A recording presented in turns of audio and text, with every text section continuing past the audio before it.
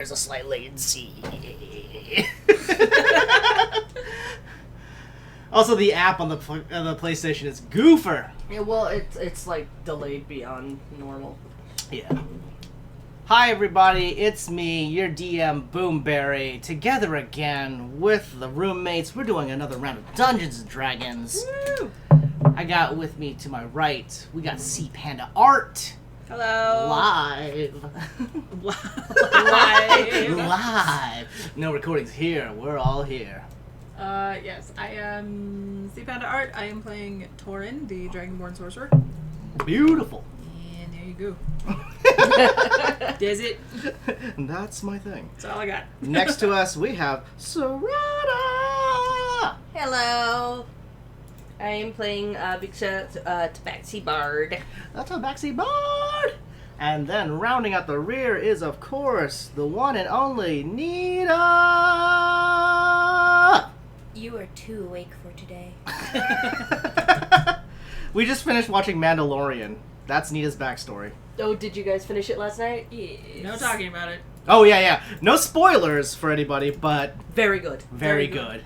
We all Also, enjoyed I it. think that is the assessment. Yeah. Pedro Pascal is my boo. Oh. Yes. And I love Yoda. Love Baby Yoda. We Little stand a baby himbo Yoda. in this house. Yeah, we stand all himbos in this house. It's true. It's They do their so best. True. They do They're their pure. That's what we love about. Oh, sorry, I interrupted your introduction. Oh, did you? You I'm say your Hulky. character. Was there Puff. I am a druid of the Circle of the Moon. There it is. And I'm checking out my really cool journal that has very important notes, like Marcus! Marcus. Oh yes, the big guy. Marcus! Oh, my notebook. Okay. Yeah, I was like, oh yes, the big, The big. Display cabbages. the big Oh, yeah, friendly the display. tiefling guy. That's right. I forgot you bought a display cabbage. No, I No, tried she- to buy it. Oh, you tried to buy a display. That's right. They're too expensive. And she tried to haggle the guy down. He was like, nope. No. Almost. Well, you said you were going to eat it, and so he was not No. thrilled about that. I said I was going to give him, trade him Oh. display Display points. money. Display money. That's right. Sorry, Emmy's gonna get. It almost worked. There we go. Sorry about the cords on the toe and foot. But Well, it wasn't a problem. It was just Emmy got a little. She was going to take things with her. it's not a problem anymore. So last time you guys finally made it to the new rundown guild hall of the Scholarly Society of Wondrous Procurement, who will hopefully help you guys with the strange Echo Stone issue that you have. After a fanciful introduction, Marcus stands before you, his arms open in a broad stance, and his fellow colleagues, of course, posing with him at the time. His bright, beautiful smile showing off a few gold fillings and some a little silver cap to one of his tusks. That kind of one of his Fangs? longer fangs, rather. Yeah, that kind of protrudes downward. And his words echo once more in your head. So, what can the society do for you? Oh. And I'm still posing at this point. I remember the that's right, 'cause Yeah, handed him the we all letter and he did ripped it. it up. Yeah, Yeah, we he ripped up the letter. yeah, we all did the sort of Awesome pose time. yeah, full Ginyu force. Yes. And just to recap, accompanying him is a large Leonin named Theon, a thin, sickly-looking elf named Kalen, and a Duragar by the name of Volog. Actually, I'm not sure if I introduced their names, but now you have their names. We did. I had them written down. Oh, okay, perfect. Yeah, because Yeah. You guys are I forgot my on notebook. the ball. Yes, the notes and the notes. what? All right, so Marcus kind of stands there. He's almost like frozen in the pose. You see Kaylin kind of like eyeing around the room, and then she kind of slowly kind of comes out of the pose, and then kind of just silently walks back to the desk in the front area and sort of plops herself down and resumes trying to create a card tower but with daggers. Volog, the Duragar, kind of like retreats his arms and kind of just sort of shrugs and then kind of turns around and creaks into the sort of like disheveled guild hall, as we'll call it. for now. Theon, however, stands proudly and stays in the pose with Marcus. The two of them almost froze, almost like statues. The only thing that you see of life with them, they must have practiced quite a bit, is that Marcus keeps blinking. A little fly is kind of like buzzing at his eye, and he keeps blinking it away. I feel like we've been posing for weeks. V's gonna drop out of the pose. We've heard that you could potentially help us with an unpleasant stone we've come across. Unpleasant stones. Oh. Marcus kind of immediately kind of goes back to normal, and as he does so, Theon sort of lets up, kind of looks around, kind of gives you all kind of like just a knowing nod, and then kind of just turns around and retreats back to the basement area. You can hear him kind of like stump down the steps. He's big, and his steps are big. Veek's just kind of like watching him leave. Because you know that Marcus is also watching. Kind of smiles and gives you a little wink. Love to see him go. So, Oh dear. a mysterious stone, you say? Marcus is on the job. Where are we going? Where are we adventuring? What regions? Across the sea, maybe? He kind of approached. I don't have a boat anymore. We lost it during the last feud.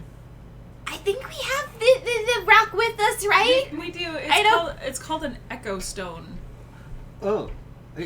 As the words kind of echo stone kind of like escape your lips, you kind of hear like the daggers kind of tumble next to Kaelin.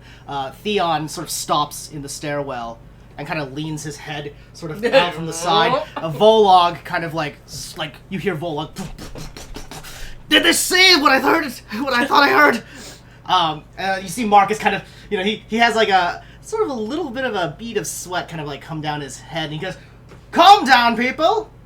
We'll settle this like gentlefolk. Close the door behind you. Come to my tap room." He kind of turns around and sort of saunters Torin around. closes the door. As you close the door, like you gently pull on it, the glass kind of cracks, and then the door kind of goes, opens back up again. You closed it once. It's good enough. Okay. Torin's like, all right, that's good enough for me. As he leads you in, you find yourselves in a really drafty, sort of like terrible-looking, run-down building. There's cracks in the ground that seem to lead to some sort of basement area where you do see a little candlelight lit down there. There's a horrible draft in here, and as far as you can tell, it's a mix of just mildew and thick dust, almost as if they might have just moved in. Yeah. Oh. Just beyond the front entryway, sure enough, like as you guys turn the corner, it leads to a disheveled tap room. There is a bunch of rundown and broken chairs kind of piled up into a corner. There's some circular tables that have missing legs, and so they're kind of like sit ajar, just kind of all sorts of ruddy state of this particular place.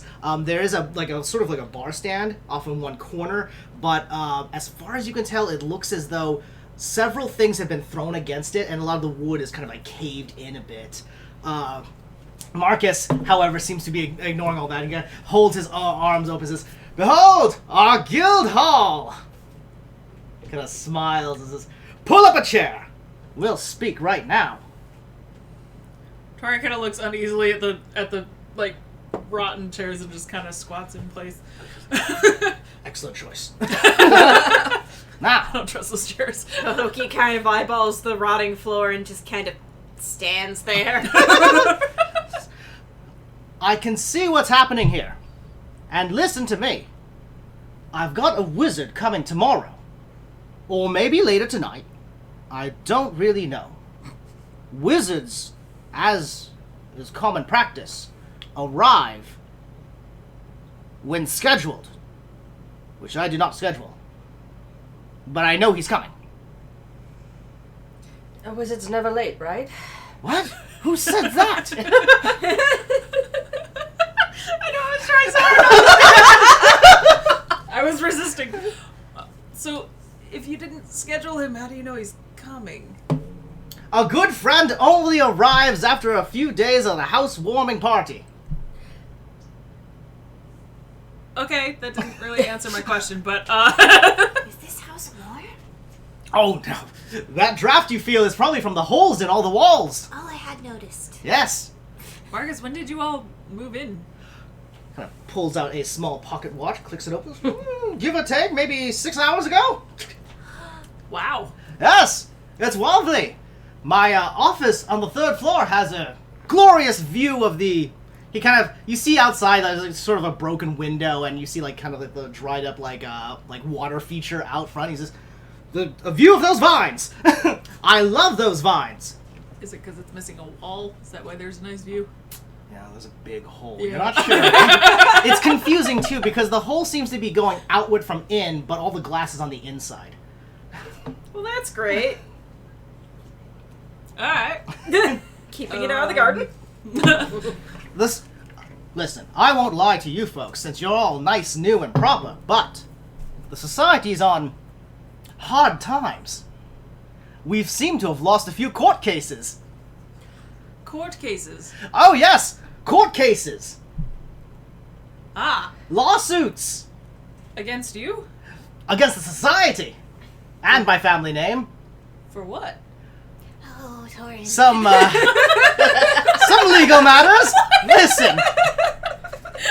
Hang on, guys. Hang on. I have a phone call. Oh, Phone oh no. call. Sorry, pause it. We'll pause. We are pause.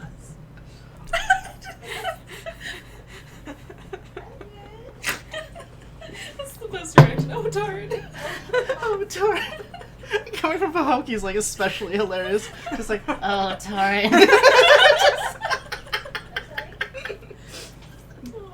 I'm sorry. Stretching. Okay. Nom nom nom nom. We have a phone call, so we're gonna mute the mic for a moment.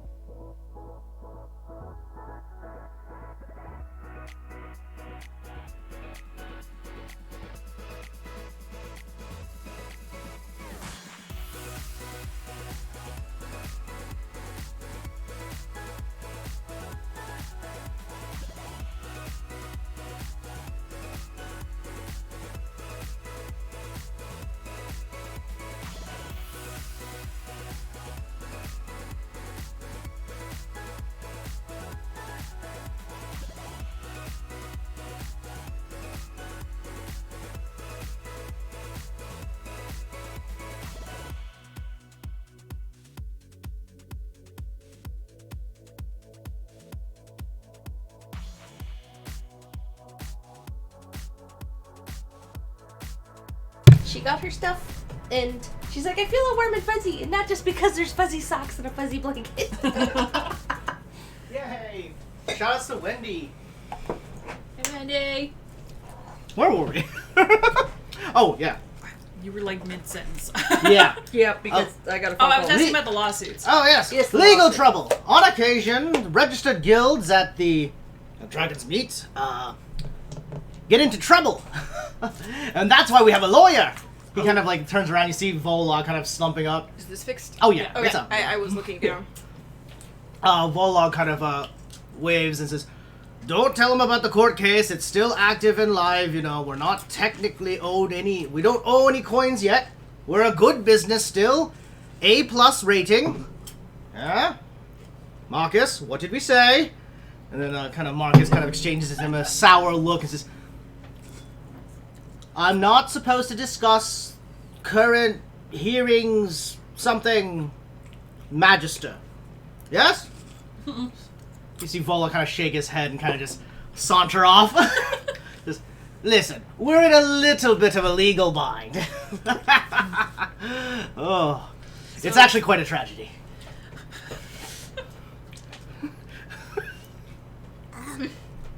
Anyways, So, who's got that rock? oh yeah, who has the bag of holding? I have. I do. V does. Yeah. Alright, so... No, setting your legal troubles aside for the moment. And they are massive. I... Yes. So, the Echo Stone. He kind of, oh yes, kind of barkeep. You hear Volog stumping down the stairs once more.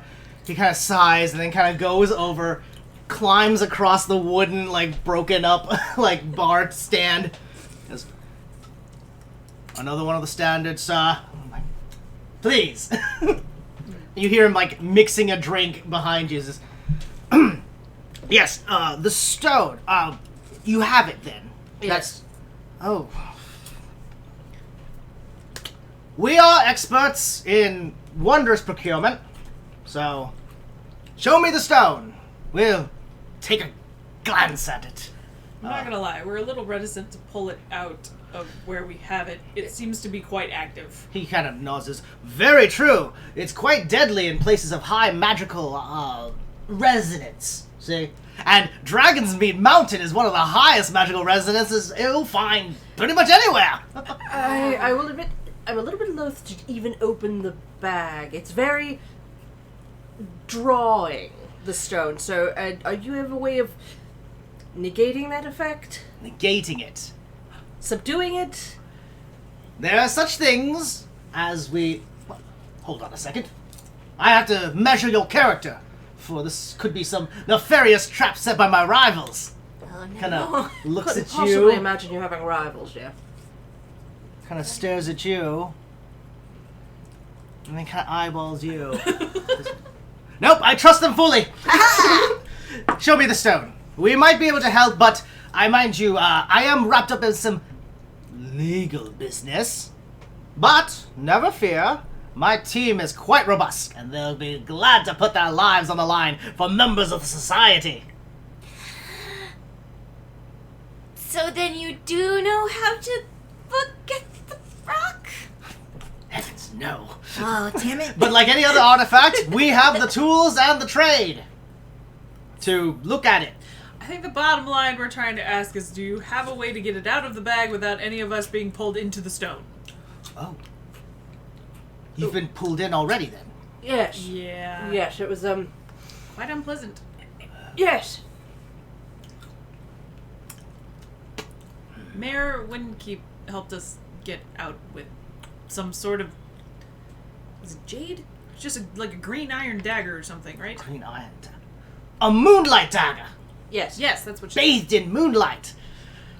Those were all seized at the estate, unfortunately. She shattered hers, helping us out the first time.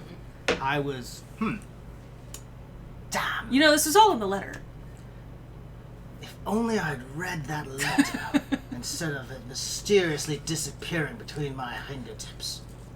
Strange. Well, for now, show us the stone. Maybe we can help you. Still haven't answered the question. Can we pull it out of the bag safely? Oh, safely. I apologize. It's, the stone is, these stones in general are dangerous. So Yes. we gathered. They're quite sticky. They'll gather into your thoughts and steal your dreams. Yes. Yep. Yeah. Yep. You all know this. Yep. You Yeah. can pull them to the stone, that's right. Okay. Theon! Oh gosh. You see the Leona and kind of like, he's just been standing in the stairwell and kind of steps out and sort of approaches slowly and goes, "Oh there. Oh no. I should be able to handle the stone for you. Just show me the bag. Tell me about the size of it, and I'll reach in and grab it for you." All right then. Keep 2 paws on the bag.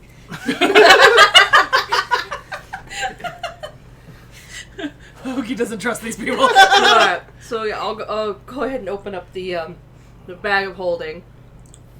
And I'll kind of just describe roughly how big this stone was when we saw it. As you kind of pull it open and Theon sort of approaches, you also note that leaning away from the bag. Yeah, you notice that Marcus has placed himself behind one of the broken down tables, but he's also holding a martini glass now. Be careful.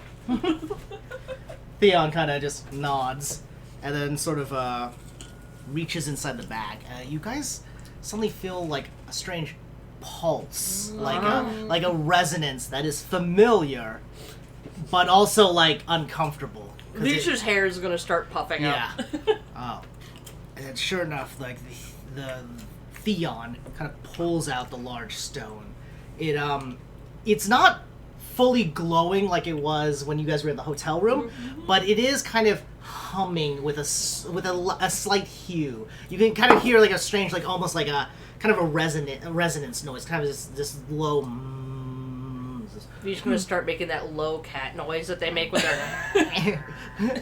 You see that on Theon's calm face though, his kind of cheeks are kind of like twitching a little bit, kind of revealing like his larger teethies. Fangs. And it kind of, he's trying to find a spot to put it, and he kind of like sees the sort of the bar table, and kind of like sets it down on there like sideways. The stone like kind of is silent for a moment, but then sort of like rumbles a little bit, and then sort of tilts itself back upward. Torin takes another 10 steps backwards. Nope. You see Marcus Nope, from behind nope, the nope. table kind of climbed up, the glass of alcohol empties. Ah, yes!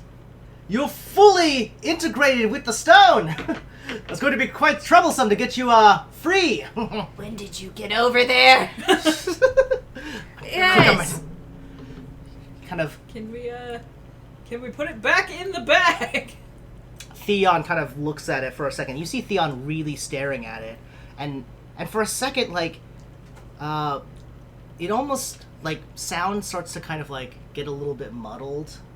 And you're starting to hear kind of like, you start to hear sort of the rush of water initially, and then kind of like woods, and it kind of almost sounds like you're running through a forest. once more. Can we put it back in the bag? You see Theon kind of like reaching Theon? forward, and he seems to be moving very slowly. Theon? And then before you know, the edge of your vision is kind of like blurry a little bit. And you see that everybody other than the three of you seem to be moving in a very slow manner. Volog can be seen shaking like a drink, and it's very slow. And you see kind of those weird after images. Are we able to move? You guys are able to move, and you guys can see that each of you are able to communicate with each other. Can I grab the bag from B? Yeah, sure. You approach the bag from it. So you're holding the bag, but for some reason, it doesn't feel like you're holding it anymore. And you're kind of, your paws, you note that while you were gripping it, like kind of tightly, Vitcha, you're no longer grabbing the bag. You're kind of just grabbing air. Like the bag itself is almost like levitating by Can itself. I grab the bag? All right. Am I able to grab it? So Torin, as you cross the room to grab the bag, your I thought I was claws. moving at normal speed. Yeah. Well, no, yeah. But I'm just saying, like, I'm like running for yeah, the okay. bag. So you rush up, and your claws kind of pass through the bag. Fuck. Are there any stones or loose bits of wood? The stone itself is floating for no, you, not but that stone, but like on the ground. just there are loose rocks. bits of Do you wood. just- Like you guys are still standing on the rough planks. There are holes in the ground. Obviously, it's showing. Alright, Pokey's gonna dive for any hand-sized stone available. Alright, you see like a rock, and you try to grab it. Your little Pahokee Oh, fur shit. hand kind of like passes through it, Oh shit. and then you kind of hear like a strange, almost like a screaming or a squealing in the far distance. Oh no. Again, like the sound of like water and wind, like really kind of like rushing around you, and then you see Theon, and suddenly Theon is sort of lit up. His outline is spectral. It's white with weird, strange light tendrils, and you see that on his fur, like markings start to kind of like show up around him, and finally, like in the slow motion, his paws grab the stone, and you're ripped back into the normal reality. And you see Marcus go like, "Please be careful. We don't want that thing to erupt." And Theon just kind of holds it and says, "Oh, I go for the rock again. You grab the rock. I throw it at Theon's head. Make an attack roll. 15 plus shit. Dexterity. Dexterity. 2. 17. 17. Pahokee rolls, grabs the stone, and throws it at the back of Theon's head. It hits him. He goes, "What? And he drops the rock. And suddenly you, for a second, you're pulled back. But then as the stone hits the ground, it kind of just freezes up again and flumps over like innate. And you guys are kind of like in the normal parlor. And Theon's like, "What? Another day saved by Pokey. Did you throw a rock at my head?" Of course. Sensible. It's quite active. This stone of yours. I'm grabbing the bag. Okay, yeah, now you're This over time. there, like, holding the bag with And Visha. I'm not touching the stone, but I'm gonna scoop it into the bag. Oh, wait. As you scoop it in there, it kind of, you feel its influence just disappear from this plane. Just kind of sealing it up in the Okay. bag. Doran! What? Oh. That's also a reaction. Look, I just don't. You guys felt that too, right? Of course we did. He seemed to be having it under... I threw a rock, Torin. I'm just holding the bag. Someone had some sort of control going on there, and I'm interested to see what that means. He's good and delicate. Forest coming back. I don't want to go back there. Viksha's gonna very gently take the bag. She's not opening it, but she is going to Okay. take the bag back. Fine. I do not fit behind. Theon kind of looks at you and says, I see. If you wouldn't mind leaving the stone here, we can hold it for the time being, but it's a very temporary fix. We'll have to get you a way key to unsink your... A way key? Oh, yes. Yeah, they told Away us key. about the. I think I know. There's some kind of sleepy key, and it's got an eye, and it's sleepy. Remember? No. Actually, Hold on. I legitimately do not remember. It was mentioned, the away key, at one point. The way key. Yeah, I And remember. I they was said- like, it's a way key? Yeah. And then I drew it asleep. I don't know that I described a form for it. Way key. Oh, yeah, cute. That is a fun interpretation. I didn't describe what it was. It's just called a way key. Oh, maybe I just called it sleepy key? Away key? Yeah, yeah. yeah. Which is actually an adorable, But that does sound like that the is- way. That's what Mayor Windkeep did send us this way because they thought you might be able to. Well, normally we would have a way key available, but unfortunately ours was stolen recently. That's partially why, one of the reasons we've also, found ourselves in a new home, so to speak. Our previous one was not only compromised, but, is now under legal dispute, shall we say. You got sued by a key? Oh, far from it. Family and all that, Messy affair. Marcus kind of peeks his head out and says, "We're not supposed to discuss that with outsiders, but yes." He kind of hops out and says, let me see now. Oh, would you mind producing the stone one more time for us? Reach is going to open the bag right in front of Theon. Okay. Theon sort of reaches in once more and sets it out. This time it is fully innate. And he kind of, alright. So, Theon kind of like gets down and then kind of in a weird cat-like motion, he kind of like gets on top of it and starts to like kind of just rub himself on it. Is he meowing as he does this? He seems to be weirdly yowling, but he's a larger cat, so it could be something else. He's making weird lion noises. I know those cat noises. Kind of steps back and says, well, it seems to be innate for now, but yes, we'll need to locate you a way key, and for that, he kind of casts a glance over at Marcus, who has kind of stood up proudly and says, yes, so, as much as I'd love to just trust you right away, with all of my trust, every ounce of my trust, You should then. I'm afraid I can't. Ugh. But if you'd be willing to do us a little favor in town, maybe something, I'll steal the way key back from the mansion, legally, because it was mine. something like that. And then we can get you desynced. How's that sound, huh? You do a job for us, and we'll get you the way key. And you'll be free from the stone thingy. What sort of job?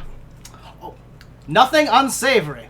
There's been some undead problems in the foothills lately. Oh yes, we noticed. We encountered that on the way in. Dreadful, isn't it? They were gross tasting. Yes, many of the farmers have been hit hard by this, and I do not like that. No, We discovered that sirree. someone was luring them there. Someone was luring them there. Oh, Okay, We yes. saw so someone wrapped up run in- off. Unfortunately, we couldn't catch them, but they had used some sort of Veek's incense. just gonna reach into the bag and pull the incense out, because I think that's in my bag right Yeah, now. I think I handed those it. smell foul! I'd rather you didn't put them up! Well, see what this is? These were lit, and it was drawing the undead to the location we were at. Veek's just gonna... May I? You see Marcus he kind of pricks off a little tip of it, kind of breaks it off in his little purple fingers and Quite gross. kind of smells. Oh, so foul! Theon, smell this! Theon kind of goes, oh! and just, right? Oh! Kaylin! Kaylin, come here! Shunt it back in the bag. You see Kaylin kind of like slink out. She's kind of like her movements are weird. She's very lanky, but she's very quiet and almost like kind of unnerving when she kind of like strolls about. She says, yes? Oh, is it foul smelling? And kind of slithers over and says, oh, that's terrible! Oh, no, that's really terrible. Oh dear. Mother Tree Market. There's an incense vendor there. Her name is Ralph. She knows every scent in the city. Oh my god, that's so terrible. Give it to me again, now, Marcus. Let me light it. No. Oh, if we light it, maybe the undead will come to us. Less work for all of us. Wouldn't you rather know who has been getting the incense and drawing the undead in the first place to keep them from doing it? That is a mighty good choice for the society. A wondrous procurement? Well, I just call it society for Oh. short. But for the scholarly Society of Wondrous Procurement, if you want to say the entire title, yes, that sounds brilliant. Oh, and he pulls out I'm a sorry. little writ. Sorry, I was just gonna say. I'm sorry, Kaylin. Who did you? The incense vendor. What did you say her name was? Ralph Ralph. Ever Bloomington. She's a matron of the Mother Tree Market. She should be able to help you. She knows, like I said, she knows every scent on the western frontier. Thank you. Just making sure I had the name correct. And, so then Marcus kind of pipes up, here's a little writ. Your contact will be Haben Drakshorn, a young dragonborn, leader of a lovely community of farmers up north. Hold on. Sorry. She's the dragonborn you met earlier. Yeah, she's You- the vegetable soup lady. Oh yes! Love her soups. In fact, if you've got time, please pick me up some. I would love to have something for the court hearing tomorrow. Sure. Do you have some sort of bottle or something we could get it in, like a to-go container? Bottle. Some sort of container. No. Wait. No. Nothing uncursed. This is I'm handing you the written thingy. Sorry. It's a little writ that says, Hi Haben from Marcus. Vic's just gonna fold it up and put it in her little side pouch. And then for now, Theon will be protecting your stone for you. Doesn't that sound lovely? Yes, actually, I'd much rather it not be near us for a little bit. I don't like it. And you'll be staying the evening, well? We've got rooms upstairs. A lovely view of the forest, and it's quite cold. Oh. There's a tree I'm gonna check out. Okay. Vic's just been sleeping on roofs, so... We've been camping even pretty in much, this, so yeah, sure. Oh, excellent, excellent. I'll have the rooms done up for you. He kind of claps. I have no servants anymore, but I love clapping. Clapping's the best.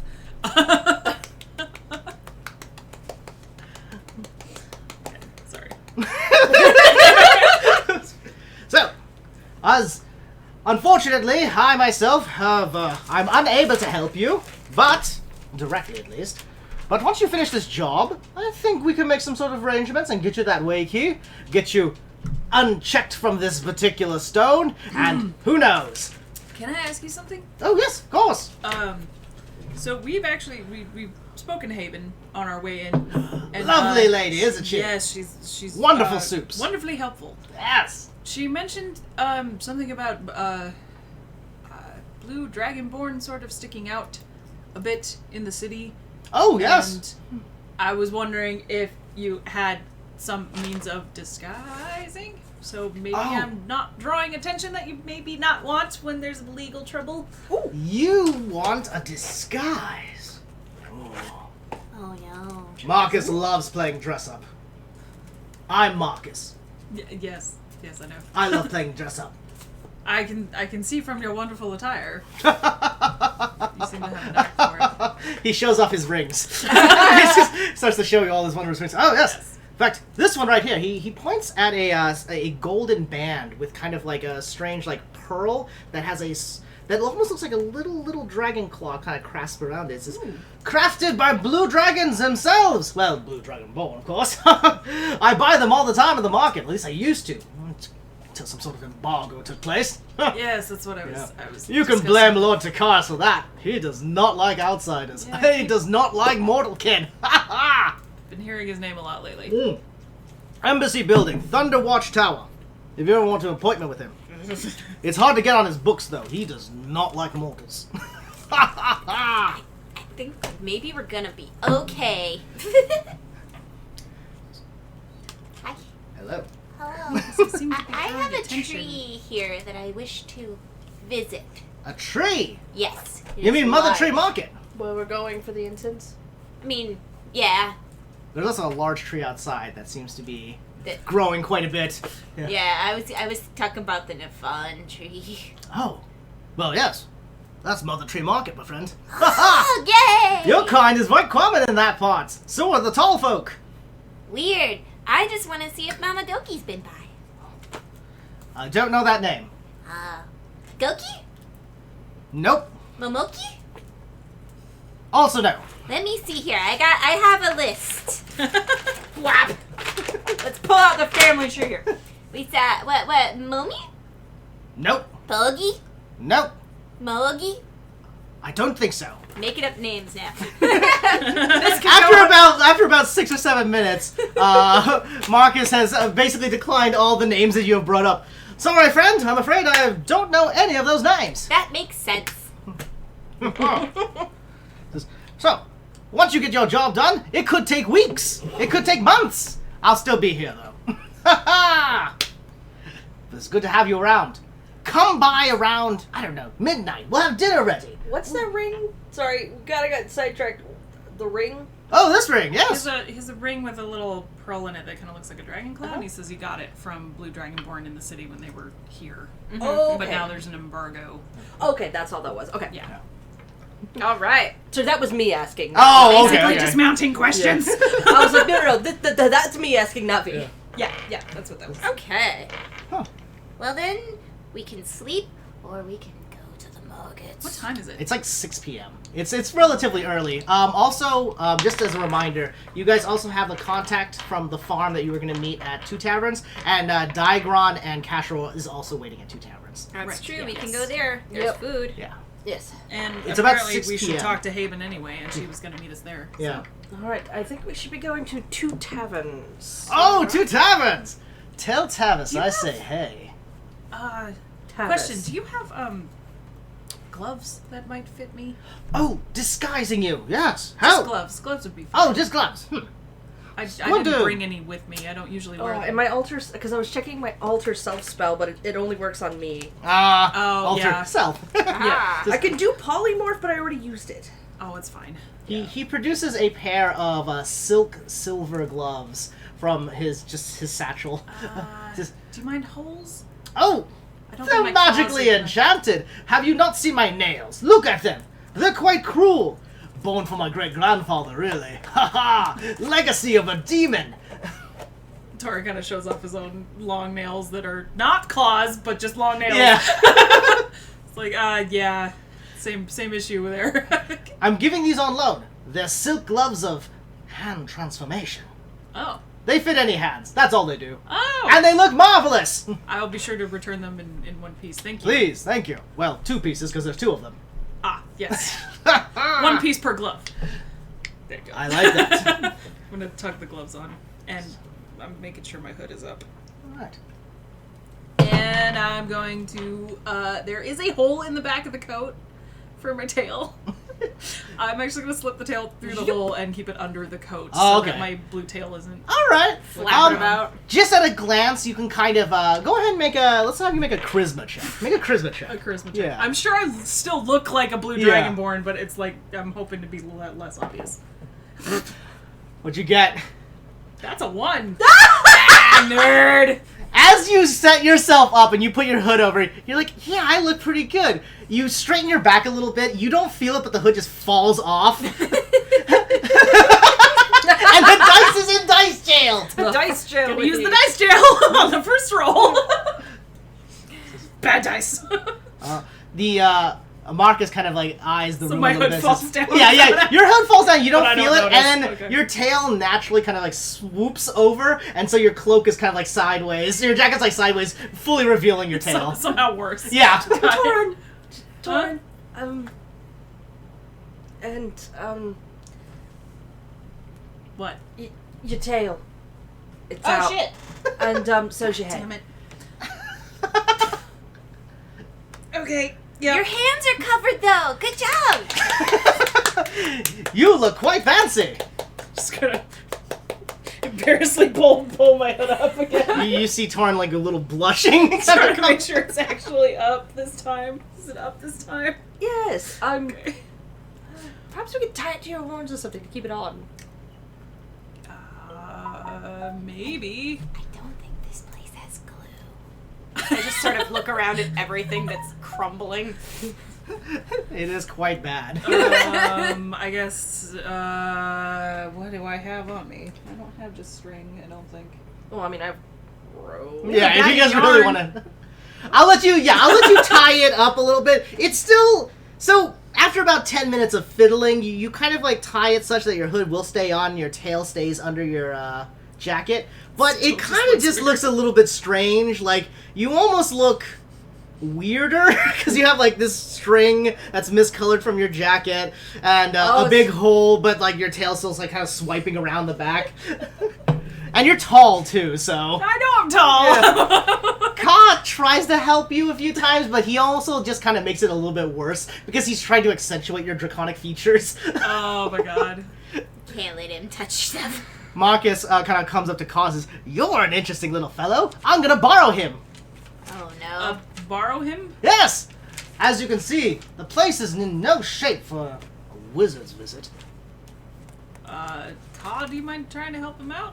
Ka kind of like gives you a glance and kind of smiles and goes, "Ka will help, weird double tail man."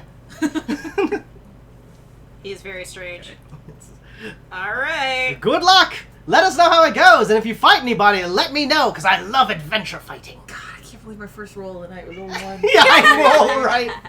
And it's charisma, the thing I'm good at. Yeah, I was like, oh, I'll give you a good chance about this.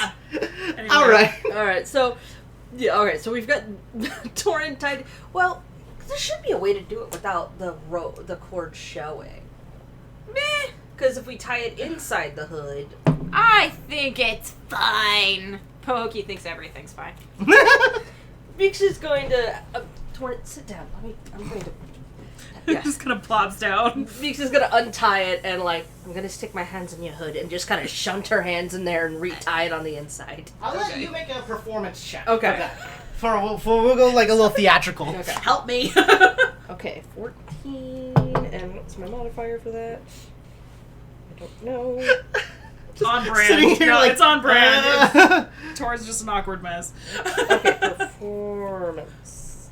Go away. I need Oh, my performance is great. That's a 20. Oh, there you go. Hey! So you have a 20 disguise. So after a little bit of fiddling and kind of like pulling out some of your Like sewing stuff. yeah, your equipment and whatnot, you're able to kind of like get the hood such that it doesn't look so awkward. The tail is now kind of tucked in a more natural sense, and you had to like kind of like break some of the seam lines in the jacket to kind of like get it to cover without it like bulging so much. After a little bit, Torin kind of just looks like a really tall person that's kind of hard to figure out. Like I'm your not snoot necessarily trying to hide that I'm a dragonborn, but Yeah. I'm trying to kind of cover the blue. Yeah. And you kind of and you guys sort of succeed because like Torin's snout kind of comes out, but like you have like sort of different scale colors there. You guys don't initially see the blue scales as readily, so it looks That's pretty true, because good. his nose is mostly dark. Exactly, With the yeah. bronze scales, so yeah, it would be a And little better. Vix is gonna, do you want a veil? No, I think this is Okay. good. Thank you, though. Thank you. Very Thank well you. hidden, He's just gonna stand up Torin. and go, Thumbs up. Thank you, Pokey. Okay. Good luck. I'm ready to go now. Let's go to that tavern. You guys slip out from the rundown guild hall and make your way. Hi, baby. You Sorry, can like it's a see us from the baby. top. Yeah. Kitty There's a meowing at screaming us. baby.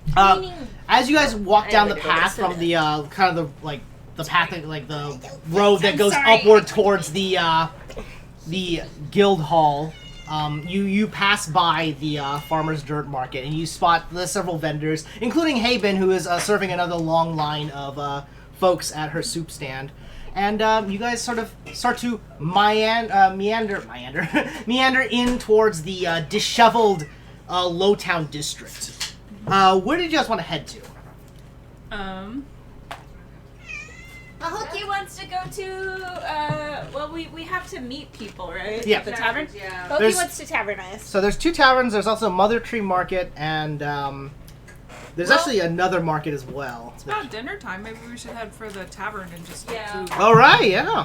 Tavern Feature wants to know, because that one farmer guy that she harassed knows stuff. Exactly, yeah. He said he was gonna meet you all there. So yeah, Everybody's gonna meet us there. yeah, everybody. So let's say it's about 7-ish as you guys are walking around. The sun has like started to set quite a bit. And as you guys approach Lowtown, West Lowtown specifically too, well, Greater Lowtown, you note that like the life and the amount of people here starts to kind of increase, and the markets and the nightlife begins to kind of come alive. Several people are out on the streets and all sorts of walks of life kind of strolling about the like town, and like the smell of food vendors, like the aromas and the sense of different delicious things being cooked around you, and the sound of people peddling wares kind of like fills your sensations. Initially, as you guys are strolling towards 2 taverns, which is supposed to be close to the wall, which you guys can kind of spot the wall that divides Lowtown and Market Town, you do spot what looks to be a large, sort of like a U-shaped building overlooking the Bay Area, which is likely the place that you guys are supposed to be. At this point, you've crossed by the giant willow tree, which is likely Mother Tree Market. The willow tree itself is a beautiful, huge god tree, and it has like, you know, the big willows that kind of come down. It seems to cover a large segment, but there's dancing lights on the inside, kind of a very, very like enchanting in the nightlight. Lovely. Hooky will be there later. The fun don't really sleep. As you begin to cross towards it, there's a certain segment where you guys are walking on dirt, and eventually you hit like kind of rough tile stone, where several of the housing areas look to be a little bit more in line instead of like disheveled, but it still has the same atmosphere that the other parts of the neighborhood have. Okay. Eventually, though, you cross into a larger market area. Several like temporary huts and tents have been set up, and there's just the noise of the crowd of people like shopping and eating at night. Eventually, though, you do find yourself strolling up to a large building, a 3-story tavern of some sort that has written on the sign in front, 2 taverns. Out in front, strangely, it's very quiet out in front of the tavern, as in like there's no noise coming out from it. There's several individuals out standing out, kind of like outside, kind of like smoking on like pipe weeds and all that type of stuff. They look to be colorful folk, which is to say they look to be adventurers. There's like, you know, wizards and like warriors in all sorts of strange armor, and Lots of even people in gear. yeah, a lot of people in like adventuring gear. People like you would blend in very well in this crowd. There's even some. You even spot like some like other tabaxi, as well as some Saurians. Like as you guys are going through town, you see a lot of like Nafan, both naked Nafan and ones in ghillie suits, as well as other dragonborns. But again, like you don't see any blue scales. No. That's your biggest takeaway. But it looks like you guys have found yourselves in front of this large tavern structure. It is 3 stories tall. The front seems to be pretty low key. It doesn't seem to be anything spectacular. But there is a strange sign out in front, and it reads, la, la, la. Did I write down I wrote down a poem, and I can't find it where it was. So I might not have it. Hang on. Just nestled between those. Oh! Written in front is a large plaque that states the story behind 2 taverns. It's not a poem, it's a story. So you guys can read it if you want, but you don't have to. Beeks is gonna read it. Alright. Yeah, I was gonna say. I'm pretty sure at least one of us is gonna read it. Just like immediately, like, ooh. You were beholden to the local legend of 2 taverns. When 2 families opened ale houses next to one another, it led to an intense rivalry. The Burdos family and the McThane family were eternal rivals from such long ago, and one day a massive brawl broke out between the two patrons of the taverns, and such was the rumble that the very walls of both taverns collapsed, and the fighting spilled out into the streets of the Nails, which is the old term for Lowtown. It's called the Nails. However, by the time the city watch arrived and the mess was cleared, except for the missing wall, when the watch questioned the day's happenings, Lady Maddie Burdos said that it was her way of proposing to Tybir McThane, and as the 2 families had been rivals for decades, the 2 were now united as one, forming 2 taverns, which now is a famous adventurous hangout just outside the West Claw Gate. Gift shop inside. It's so romantic. I have to see the gift shop. Excuse me, guys. Pokey barges in. As you kind of step up to the double doors, this wooden, like it's made from like really nice immaculate wood, and it looks kind of like old wood, and such that it offers a weird comfort to you. Good.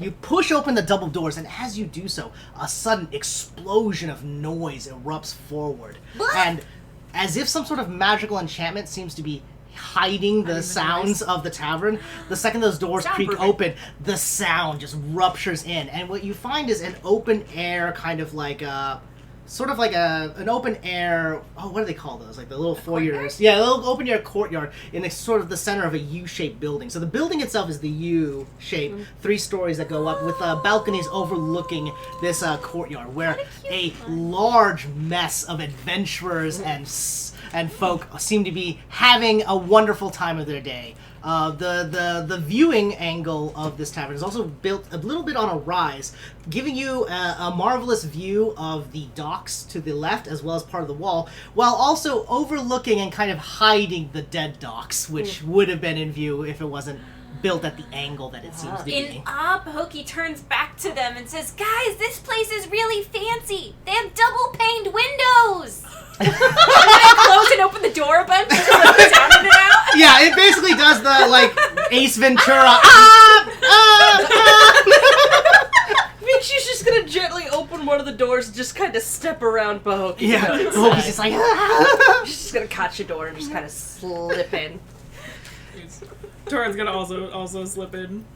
You see on the two sides of the L's, there's sort of like bars, 2 bars that seem to be busy with people. And then in the center, there's a large sort of fire pit that offers warmth, but also where they seem to be cooking food. You see kind of a chef and then like a waiting staff kind of like thundering through the several crowds of diverse folk. Basically, there's all sorts of people here. And it's kind of, it's not like so loud that it's insane, but it's so loud that you're surprised you can't hear it from the outside. Wow. A big, That's cool. yeah. And For a bit- once, I feel like we don't stick out. you definitely do not stick out right now. And just as well, you also see several other like people who are just hooded figures kind of huddled in dark corners, making all manner of sort of shady deals, sliding bags of who knows what between each other. There seems to be all sorts and all kinds of business There's happening people in the here. corner with a razor blade and some white powder. It's like, don't worry about it, bro. Everything's legal in 2 taverns. It's so suspicious. And Veeksha's gonna see if she can spot the little farmer guy. Oh yeah, make a quick, looks like you, a perception check. Wow, that's what I meant to say. That's not great. Okay, let's see what my modifier on that is. Yeah, that's still not great. It's 8. 8. Okay. You scan kind of like the crowd, and initially it's kind of hard to pick out a farmer in the group, except then you realize, well, the farmer's so mundane. I just gotta look for the boring one. And, oh, there he is. It's like a reverse of the. She's like, oh, there he is. There he is. You see that he is huddled in kind of like a little corner. He's tried to make himself look less conspicuous by wearing a cloak, but he's so kind of dull looking and doesn't have any like real equipment on him that he in a weird way does stand out. Oh, there he is. I have a couple of questions for that the farmer gentleman from earlier. Should we come with you? You can if you want to, yeah. I don't think he's a threat. Okay. He's got a table, right? I'm eyeing the Yes, waiters going to tables. He's got a little table. Looks like it could seat 4 people comfortably. There are larger round tables, but most of them are just kind of like these smaller, kind of like just to optimize groupings. All right, lead the me way, over. Vishka. The 3 of you cross through the crowd, and as you do so, you actually spot another familiar group just kind of off the side. Diagron and Kashro, as well as Kargoth, seem to be sitting around, sort of pointing and kind of laughing about something. But Digroth seems to be trying to convince the 2 orcs not to try. Like he's making a lot of like X-hand motions, and then points at his beard and kind of fluffs it, and he gives big thumbs up to himself. It seems. So they're over there partying it up, but you guys kind of know where they are now. Okay. They're always around. But you cross through the alehouse, and you gotta cross by the big like. Basically fire hearth in the center, and the smell of like just food. Yeah. Kind of gives you a little rumble in your tummy, except for whoever ate the soup. That's you. We all had soup. Oh, that's right. You also had soup. But I had the muffin. I actually didn't eat soup because It was I the had muffin. Yeah, you had the muffin. That's what it was. You're full from the muffin.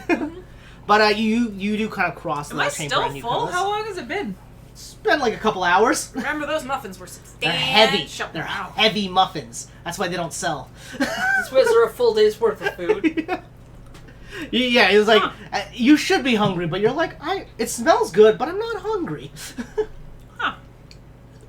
I just get a drink. Okay. You cross the room and kind of like, as you approach, you see that his back is turned to you, and he's kind of just cuddling like sort of his little mug of ale. He's taking light sips every so often as he approaches. Okay. As you approach. Yeah. You want to say anything? Oh, so Visha's gonna kind of like tap his shoulder as she walks around him to sit down. He kind of jumps up a little bit. I was like, oh, it's you. Oh, kind of looks around and says, you weren't conspicuous, were you? I think the only one that sticks out in this room is you. He kind of looks down and says, "It's right, I'm a little bit out of my league here. Come, have a seat." Tavis got me a little nice chair. Says he likes to welcome newcomers. Kind of shrugs and doesn't know what that means. Tavis, the master of brew, he's usually around making a show of things. Slippery fellow. Huh. Have a seat. I'll order us surrounds. He kind of puts up 2 fingers and then kind of just taps them to the side. And as you guys are sitting, a bar maiden is there already with like 4 around for everyone basically. Yay! And then she kind of slips away quickly. Says, "Customary here. Tavis does not like people waiting." Wow. I love it. Sit. All right. Okay. So business then. Yes. Business then. Listen, this, I hope, will stay between us, as Lady Darcy has a particular policy about her staff besmirching the name of the River Homes. We're not supposed to be gambling, you see, and the Dead Docks. The Dead Docks offers a wide range of gambler havens. So, my partner and I, the living corpse, he invited me to a particular place. It's called Ogin's Den. And, I was having a terrible string of luck that night. Lost quite a bit of my salary. And so I bowed out earlier in the evening. But, my friend stayed behind. We met up at the old River Home barracks, and he had won quite a killing. An entire satchel of rubies, basically. More rupees. Vix is gonna rumble around and pull one of hers out. Like these? His eyes widen a little bit, and he kind of, yes, those things. And she's gonna put it back in. Yeah. Thank you. So he offered to buy my way for another night of rounds, and I initially agreed, but Darcy was having some trouble with our old championship horses, and so I decided to bow out for the evening. My friend didn't come back that night. Instead, that was the last I saw of him, of course, until this morning, when... Did nobody go looking for him? Was he not missed? Not truly. Darcy does understand when people need to take days off, and he'd only been missing for the evening. It's not unusual for us to wander around, and truth be told, we get drunk and have a bit of a nightcap on occasion, and maybe have to wear it off in the morning, and then we'll show up a day or 2 later. It wasn't anything strange, just, you don't expect to see your friend clawing and biting at you in the next morn. That's not good. The only thing I know is that it's Ogin's Den, and if you don't know who Ogin is, it's he starts to look a little bit nervous. Again, like, when he says he's out of his league, you really feel it as a commoner, kind of like covered in sweat, surrounded by what looked to be like at least some level of adventurer, Ogin runs with a gang called the Red Knives, and they've recently taken an interest in the Dead Docks. A lot of their facilities are also invitation only, so you might find yourselves either having to brute force your way in or getting an invite. Now, I don't know where invites come from. It was my buddy that had them, but he's long gone now. So I'm sorry that that's all I've got for you lads. Thank you for the information. And please, don't tell Darcy. I know she worries sick about us. No, of course not. Thank you so You much. might want to tell your fellows that it could be a good idea to avoid gambling for now. That's hard to do. The stable hands make quite a pretty bonus from the River Homes purse. They pay very well for us, and a lot of the lads tend to roll out. Maybe on the very down low mentioning what happened to the last person who went gambling around there might keep them a little bit less inclined. Make a charisma check. Yeah. Or perhaps you could, use the barn. It's not the worst. Just a charisma check. Yeah, just make a charisma check. Yeah. What's my bonus? Or wait, yeah, make a persuasion. Sorry. Oh. Yeah. Sorry, I forgot. Persuasion is a thing. 16. Okay. He kind of, his eyes he kind of sizes. Yeah, I'll spread the word to the lads then. You're right. Right now it's trying times, especially with Red Knife so active. It's better to have people alive than murdered while gambling. He kind of nods. Wise words, I suppose. He takes a big drink from his flagon and kind of sets it down. Says, thank you again for not telling Darcy. I need to head back. It's time to some midnight rounds. He kind of stands up and sort of like bows out and kind of says, "Oh," and turns to leave, and then kind of waits. "Oh, and if you ever need anything else, feel free to swing by the farm. The stable hands seem to like you a lot." So. Well, we did save their asses. Yeah. He kind of smiles and puts out like a couple copper onto the table as like a little tip. I'll say, just be safe. Kind of nods and sort of saunters off. He as he's leaving though, you note that he is checking like corners and stuff, but he's doing it so awkwardly and weirdly It's that pretty obvious. that some people like you might note that like some of the shadier folks are kind of just staring at him as he's like leaving. He's so unshady. He's crossing back into Exactly. the It's like shadiest the dude. full 180 with this one. Yeah. Well, all right. At least I got that information. It's good. Well, we know has something to do with the gang. I wonder if they're the ones who are paying people to harass people on the road. Yeah. Perhaps It that seems is the same rubies, and because what's his dig? The dwarf had one that he got off one of the corpses. Yeah, right? Korgoth. Yeah. Yeah. Yeah, he looted one and Yeah, because Yeah. it was like. It was them. Yeah. That's right. We found the note. Uh-huh. Or we talked to the dude. Mhm. It says Red Knives paid to cause trouble on the roads. Yeah. So it is them. Yeah. For For sure. sure. We're paying Ooh. people to cause trouble. It's like, oh yes, okay. Wow, they seem to be kicking up a fuss. Yes, Whoever they indeed, are. and they're paying with very distinctive rubies. I'm a little worried that the rubies we got from Mr. I don't Guido? No, well, Guido took some, but it Yeah. wasn't from Oh, Guido. no, it was it from the was- guy who took the Yeah. Yes, the the young ge- tiefling. Yeah, the gentleman that took yes. Pull I it can't out. remember his name right yeah. Oh, I have it written down. It is Jumon. Jumon. It was Jamon's retainer, actually. Yeah, yeah. It's Retainer. It's Yeah. young Jumon's family. I'm Yeah. a little concerned that that guy seemed to be Belthran Belthrin, there it is. So- Yeah, here it is. Belthrin. from Yeah. House Taletho? Yeah, Tenetho. Yeah. Tenetho. Why did I have Taletho? Although you do note that Belthrin, from your memory, is more devoted to Jamon than he is. He's a retainer of Jamon instead of a retainer for House Tenetho. I'm more concerned that the payment came from Oh, House Tenetho. Yeah. That's yes. Whoever they are. It's The- like yes, they seem to be they've got their fingers in a lot of pies. either they've gotten a lot of rubies stolen lately, or they're also paying gangs to do things. Yes.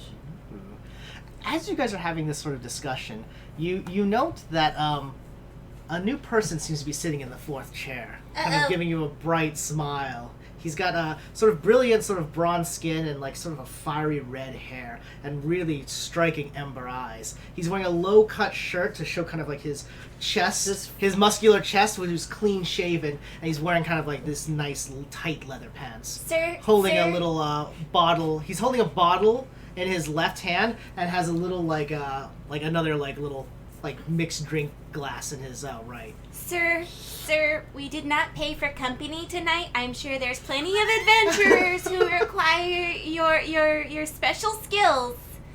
But we're okay.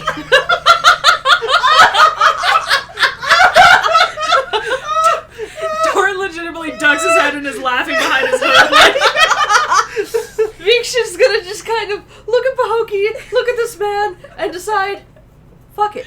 I didn't realize they provided services at this location.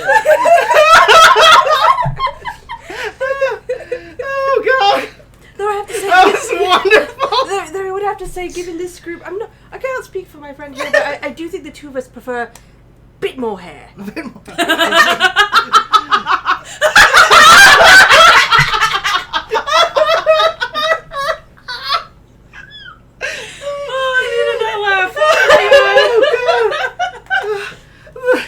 man gives a bright, brilliant smile with perfect white teeth and says, "Oh, friend, I'm not here to service you. Far from it. I'm here to help you service others as you see fit." I'm not He looking for a sips- new career path right now. He takes a sip from his glass, sets it down, pops the cork on his bottle, pours another one, and then pours each of you drinks from the now martini glasses that all of you have. Says, "Don't you worry, I'm not here to sway you from your beautiful career path. Far, far from it. I'm just here to introduce myself because let me tell all of you lovely people, welcome to Dragon's Meat. Tavis Burdos McThane, Master of Brew." I was like, wait, Martin. I just called the owner a prostitute. Yeah, I love this.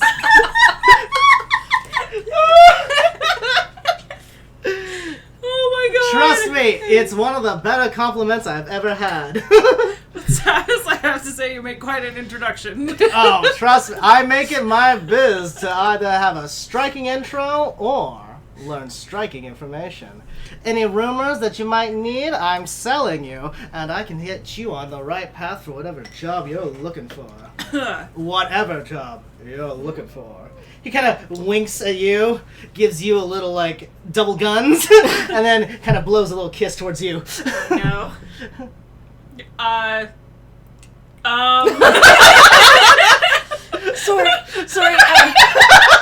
Sorry, my tall friend is a bit inexperienced. Let me tell you, Yeah. I've seen a lot of folk, but it's hard to lose a blue scale dragonborn in this city. You don't mind keeping that down a little bit. Trust me, my information is confidential and people will respect that. He points at a bunch of people and they kind of go, they turn around.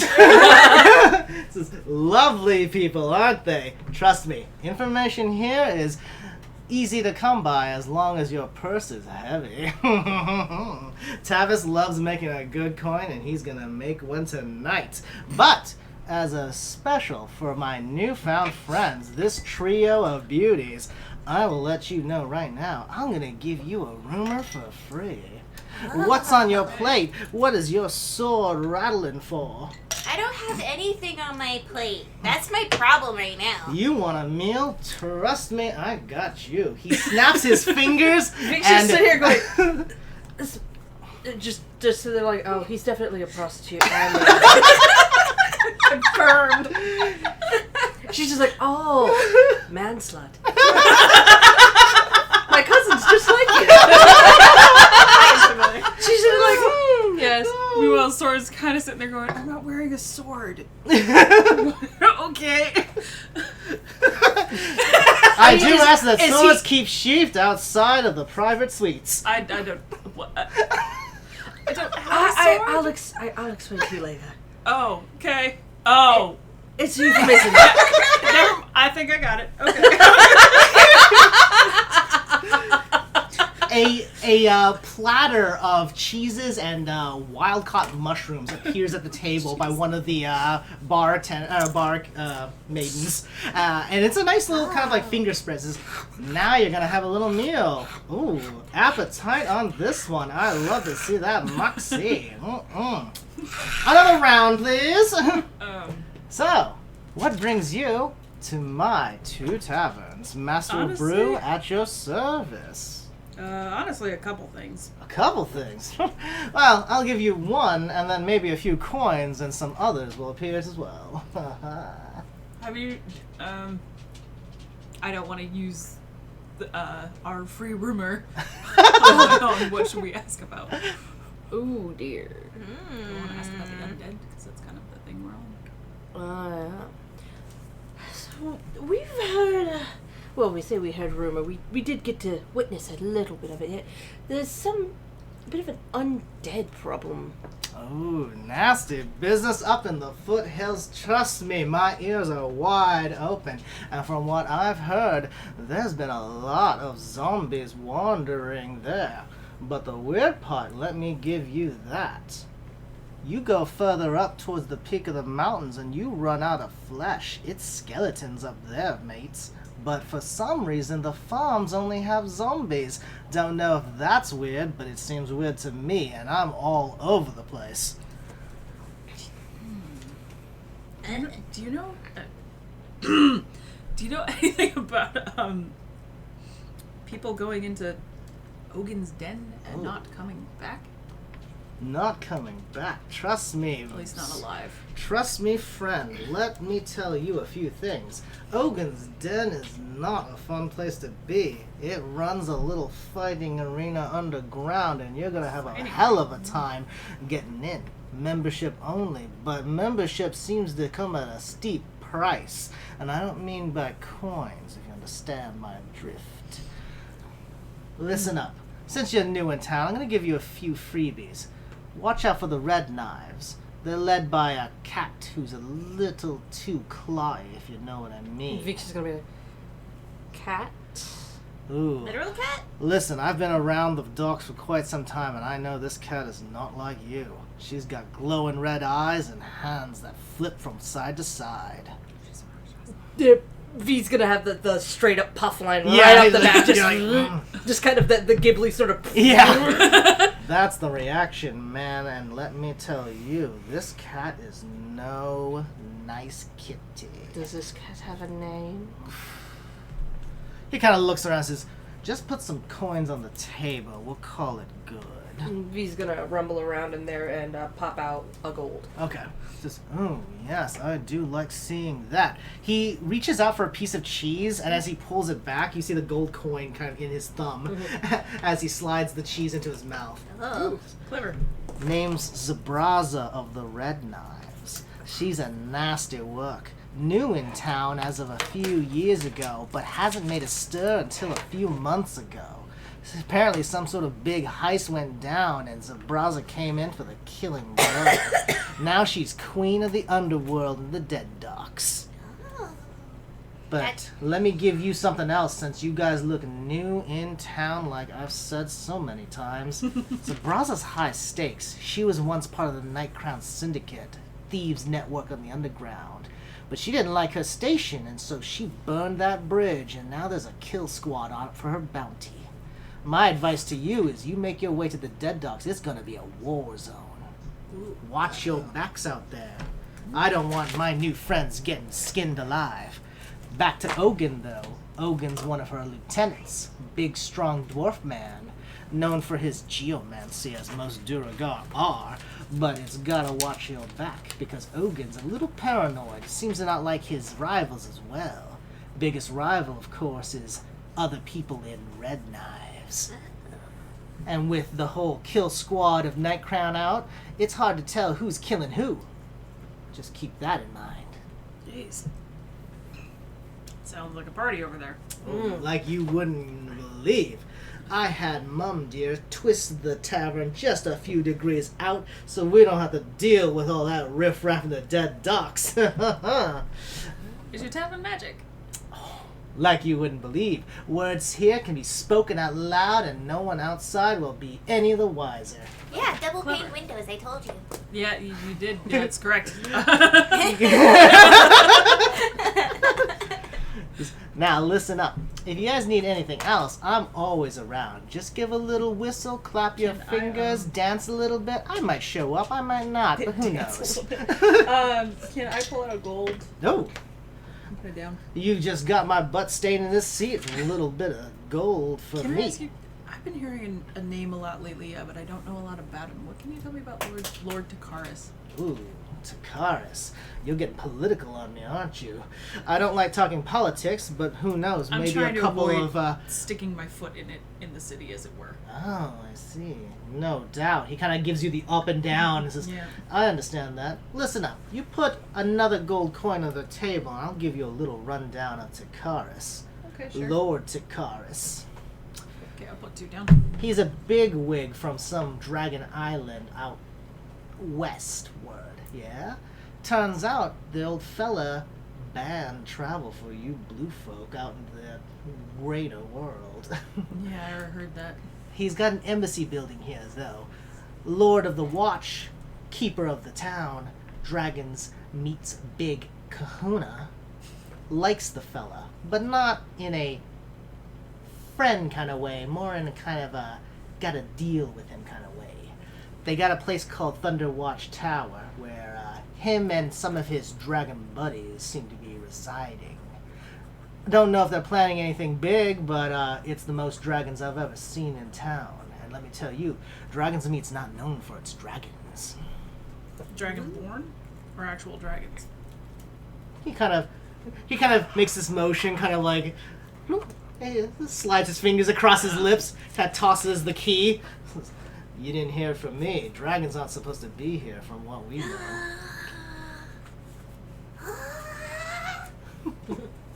Dragons, like the not that, not.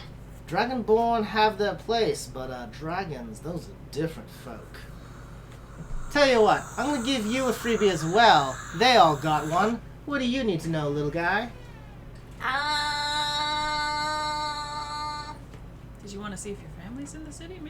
Maybe he's heard of them. Yeah, I guess that's pretty much. Pahokee just wants to know if anybody from this lengthy list of family. I'm gonna pause you right there, little one. I'm sorry, but Nafani names kind of sound funny to me, but that's okay because I got a little something for you.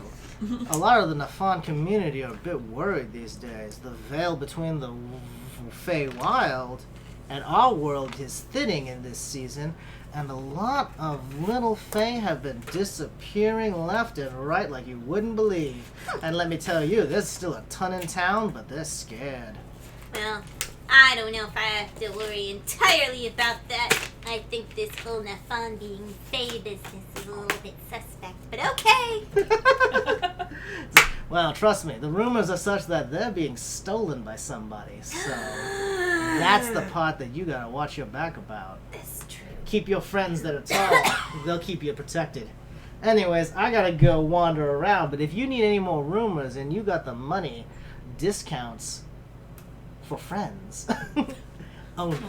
He kind of like leans back and then kind of leans back all the way, but then like kind of does like a little backflip out of the chair and kind of bows and says, Master of Brew loves you. And he's out. He kind of slips off into the crowd. Wow. I bet he charges everybody the same price. You know, you're probably right. Well, alright, we got quite a bit of information from that. I'm concerned. I haven't seen hide no hair of my family in a while. I mean, not that I would, but now I'm hearing that people are being taken. I kind of want to go to the tree. Want to go to the tree? I want to go to the tree. I want to stop by the orcs table before we head out, though. Yes. We can say hello to our friends. Alright. It's like, oh, we should pop in and say hello to our old brothers. Cashrow and Diagron. You guys spent a few moments kind of like finishing your plate and then kind of like bring yourselves up, and sure enough, the three of them, Diagron, Cashrow, and Kargoth, are still at the table, kind of like almost like they're arguing, but it's hard to tell with these kind of guys. Yeah. They're buddies. But Kargoth kind of sees you guys crossing the like the open air area and kind of waves you down. He says, "You gotta tell these dumb lads that their business is dumb. Come on." Diagron kind of like, you know, he's like kind of batting his head right now, and Cashrow's kind of just laughing a little bit. He says, "Oh, these two lads trusted a Duragar for information. Can you believe it?" They say some sort of spirit wolf's being held in some sort of underground arena. Oh, that's probably true, right? Actually, Kargoth kind of gives you a look. Says, "Oh, duh." It wouldn't happen to be in the old docks, would it? The dwarf kind of grabs Dead the dogs, flagon. sorry. Says, "Damn it!" He slams the flagon down. He throws out 5 gold on the table, and, and Diagron grabs the coins. And says, Always trust a good rumor. We just win a bet for him. Yeah, he kind of welcomes you, like, Diagron kind of welcomes you all, pulls up a few extra chairs. It's a little crowded, because again, it's like, It's fine. meant for 4 people. Just, So everybody yeah. holding their drink. You lads remember the, Duragar feller we were talking to up at the way station? I do. Yes. Fella goes by the name of Ogun, as it turns out. Seems like, after you pay, that handsome fella a few rumors, turns out Ogun's got a place called Ogun's Dead Docks area. I think we got played by something. He wants us, when I spoke with him, he wanted us to go in there, steal the wolf, and free whatever animals we found. Supposed to mess up some lady named Cassie. Don't understand what that's about, but... I think I have some idea. Huh? You heard about these things? Mm-hmm. We've been talking to a couple different people, and first of all, Ogun's Den turns out to be a haven for the Red Knives. You remember that guy we were talking to on the road? About how they got paid to mess with people on the road by the Red Knives? Yeah. I don't like this business. It's starting to sound a little shaky. Sounds like Ogun's part of the Red Knives. Then why does he want us to hit his den? Because apparently he's got some rivalries in the Red Knives, and he probably wants to blame it on somebody else. He's playing himself. Insurance fraud. trap. Like insurance. Oh, as you say insurance frog, the dwarf kind of slams his fist and says, I don't know nothing about laws. Okay. Oh. Well, Spoken like a man who knows his insurance fraud. Kind of sits back and just begins to sip on some ale. basically, let's say you own a thing, and you want someone else to get in trouble, then you could frame them to make it look like they stole it. Still, if they have a Sharn, then we gotta break her free, right? A Sharn? A Sharn, the spirit wolf. The wolf that we've been chasing. Oh. I swear, it's definitely the same wolf. How many giant spirit wolves are there? Fair. He kind of looks at you and says, Gazma? It's a whole other thing. Anyways, we followed. That's how we got out of the mist, remember? We followed the spirit wolf. She led us right out. But then she was attacked by these wasps. Right. That's correct. So, I forgot about that, actually, entirely. I have it drawn. you haven't tried. Yeah, there's Gazma. Gazma and her Yep. traitor and then husband. there's the bees and blah. The Digron looks at your notes and says, my god. Maybe it's not a Sharn herself, but an avatar of a Sharn. I don't know. Could be. She was a wolf. warg. Spirit wolves. Yeah. Yeah. Well, listen. I'm not so keen on attacking this Ogun's place, but if you guys are up for it, Castro and I are in. From what we heard, that entire area is kind of a war zone right now. What? What's going on down there? Something about kill squads? Gang wars. Gang wars. Typical. You should just have a normal war. Also, apparently someone went into Ogun's Den and was like gambling, and then they never came back, and then we killed their undead corpse up at the farm. You know, in all fairness, though, the part where he went to gamble and then died is starting to sound. The more we're here, the more we're in this town, the more that sounds kind of reasonable. Yeah, I mean, gambling I'm not guns. sure. Well, because Tavis mentioned something about membership coming with a high fee, and I'm wondering if something happens or you're not able to pay a debt, then they just turn you into a zombie. Oh, I understand. They have him, like, doing, like, paperwork. Castro kind of like braces. Look, Zombie. Castro does cut in a little bit and goes, either way, this sounds a lot more dangerous than what we originally signed up for. Maybe we gotta do a little bit more field work. I think a bit more recon before going to someone like that is probably a good idea. Castro kind of nods in agreement. Kargoth, who's a little bit under the bottle at this point, goes, I hate that part. Tell you what, if you need me, find me in my room. He kind of sits himself up and says, goodbye, and then wanders off. Huh. Okay. Well, we didn't really need him. It's fine. He's more of a hitter, Digron says, than a planner. That's fair. Yeah. Fair enough. So, what should we do? Split up, get clues, meet up again, or... Well, we do have one lead about the zombies Yes. to follow in the Mother Tree Market Mother Tree. at some point. That's some druid stuff. Yes. That is some druid stuff. Diagron's like, What did that I'm not druid very, shit?" I'm not very good at druid stuff. I mean, I like the incense for a sharn, but that's it. That's normal orc religion. Yes, well, we're thinking that perhaps one of the vendors there might help us identify the incense we found on the farm, and potentially they might be able to suggest where someone may have procured it. Hopefully, we've been, in order to complete what we came into town for, we've been given a mission to complete as payment for There's a whole deal with the undead that we gotta look into and figure out why that's happening. Jobs on jobs. Don't worry. If you need us, Digron and Castro at your service. Castro kind of gives you a thumbs up. Just, if you do anything around the dead dogs, just please be careful. It sounds shady as shit over there. Ooh, shady. No. Not a nice kind of shady. Tell you what, my brother and I might take a few passes out the area. We won't go deep in, but we'll see what we can find. He kind of stands Just up. be careful. Careful is please. not really a word in Orcish. discreet, Oh, that's less of a word. sensible. Okay, kinda. Don't kick a hornet's nest. Now that's a phrase. Hey! No big I was like, trouble. what's a fucking wilderness thing? Don't kick a hornet's nest. Don't stick your finger in the warg's butthole. Tell you what, we'll try to figure out what we can. No poking the warg's butthole. No butthole poking. Okay. The two orcs kind of stand and kind of like, they kind of give you guys like the shoulder shake and then sort of like head out. Okay. All right. Oh, It's about Mr. 9 p.m. ish now. It is getting darker, but as far as you can tell, the town is only waking up just now. Very well. Well, Hocus still wants to go to the tree. Yeah. I need to pee though. I also need to go to the bathroom. So yeah, let's take a Actually, quick pee break. quick break. Potty break.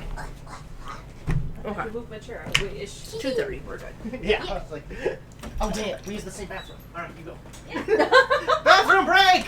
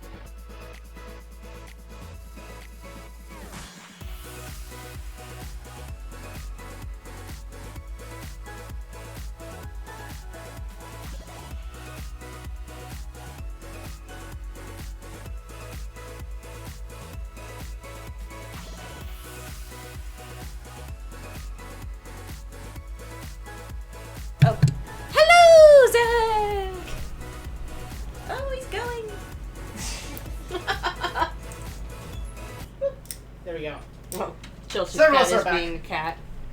Aww. What's that? Zach is back. Yeah. I need water real quick. I know I had to Water. get another Coke because I'm a fucking monster. That's okay. I was tempted to get a Coke. We have room Coke. Secret bedroom Coke. Yeah. Secret bedroom Coke. Ooh, what's I that? am this is tea. I like tea. Cassia Tora tea. Ooh, interesting. Is stay healthy and refreshed in daily life. All right. The lid's not Sponsored on. by. The lid is not on. Oh, I see it. Okay. Sponsored by Woongjin. What? Woongjin? You're not sponsored. We're not sponsored. Haha. This tea is. Yummy, yummy, yummy. Yeah, baby. Oh, Woongjin. Yeah, I'm just having water because I already had 2 cups of coffee, so I need to. Dry and sweet herbal tea. Don't drink too much Chocolate coffee. tried to go down the wrong pipe. Oh no! That's actually not bad. Yeah, I like that a lot actually. All right. I was like, no, there's this chunk of Toblerone that. Oh, I'm so Oh, no. sorry. And then I attempted to escape. I'm gonna ass spray into my fucking chocolate. Don't breathe the chocolate. Oh. Okay, we're good. Okay. got it. It's like we can wait. I'm good with I was that. like, nope. That dislodged it. We're good. Ba-ba-ba-bum. All right. So having successfully peed, Yes. we have talked to the Orky boys, The Orky boys.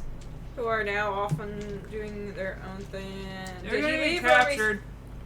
Yeah, they are. They're going to go get captured because they won't listen to us. They like danger. They're orcs.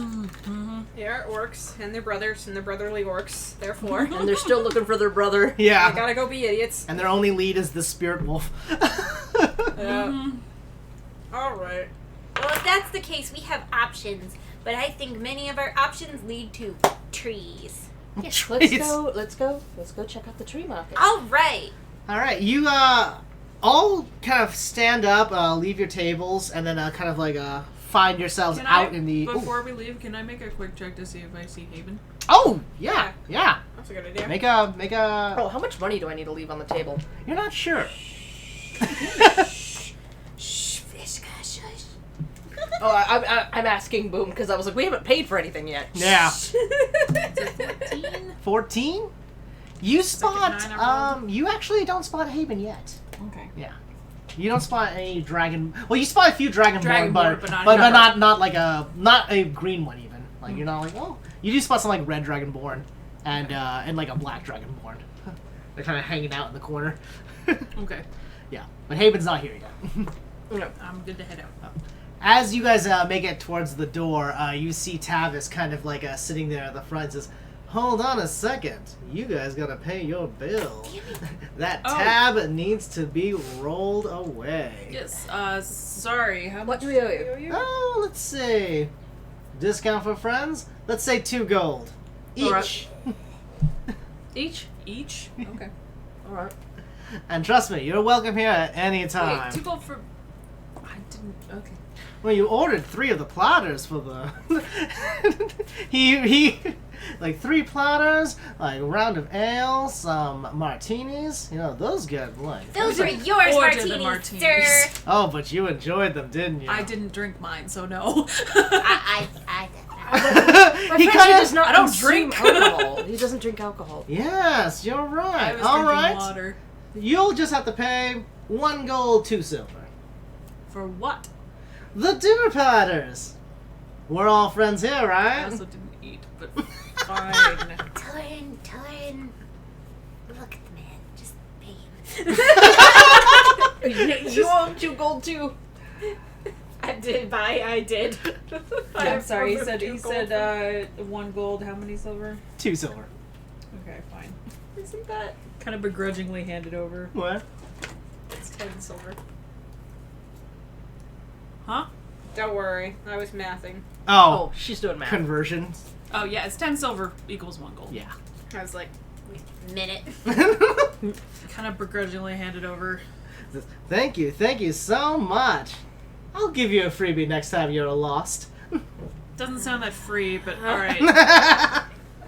He kind of glides away back into the crowd, and you see him. You can kind of hear him cheerfully sitting down at another table, introducing himself once more in a similar manner to the way he introduced him to you. The paid gold to sit down, basically. Ugh, fine. Just shake it off. She's like, oh yes, this is your first time in a city, isn't it? Yeah. They're expensive. Are they, really? Oh, yes. But all I did was sit down. You went inside. That's all they need. You went inside. Okay. That's all they need. To be completely honest, I'm just happy we weren't fleeced for more. That's We fair. we got some good information. Do you want some gold? No, I'm fine. Okay. I'm not broke. I'm okay. I just like It's ridiculous, but it is also it's annoying, right? yes. You saw the way he dressed. I'm pretty sure it was obvious what you were paying for. Okay. He says he's not one that we have to pay for his company, but I think we do. Yeah. That's just Yeah, I'm getting that. Getting that. Not that there's anything wrong with that. It's a perfectly valid way of living. To pay your bills, pay your bills. One of my cousins, that's why she got away all the way through college. She's a lawyer now, though. Sorry, just the eye roll with she's a lawyer now. Insurance, if you can believe it. That does seem like Oh. the natural progression. It happens. So, to the giant tree. All right. As you guys step out of Two Taverns, you note that the crowd has gotten a lot more dense. More people are out and about, and more people peddling wares even around about. A steady flow seems to be coming from the West Claw Gate, which you guys are within eyeshot of, and you see people like having a good time. A bunch of people like clocking off. A lot of dock workers rolling out and about to have them like dinner, basically supper, all that. But you guys make your way towards the large, giant, enchanted, glowing tree that seems to sparkle with more lights as the night goes on. Now there's like sort of like pink and purple and like sort of like blue and red lights kind of like covered between like the willow. You know how like the willow things like draped down almost like a curtain?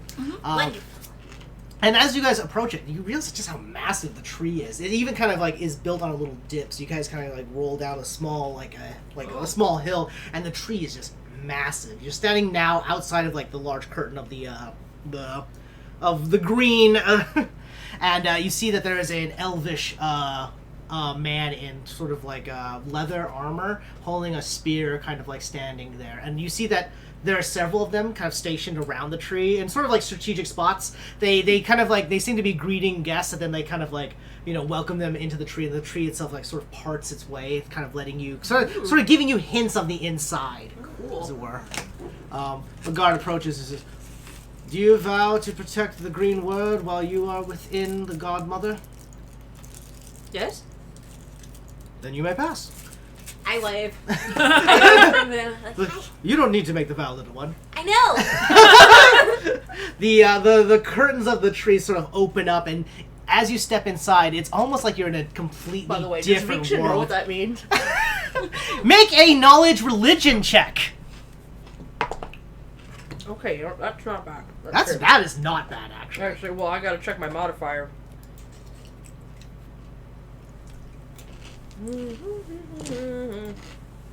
Knowledge religion. Here, I can pull it up too. Oh, here it is. Okay. Oh, yeah. That is 18.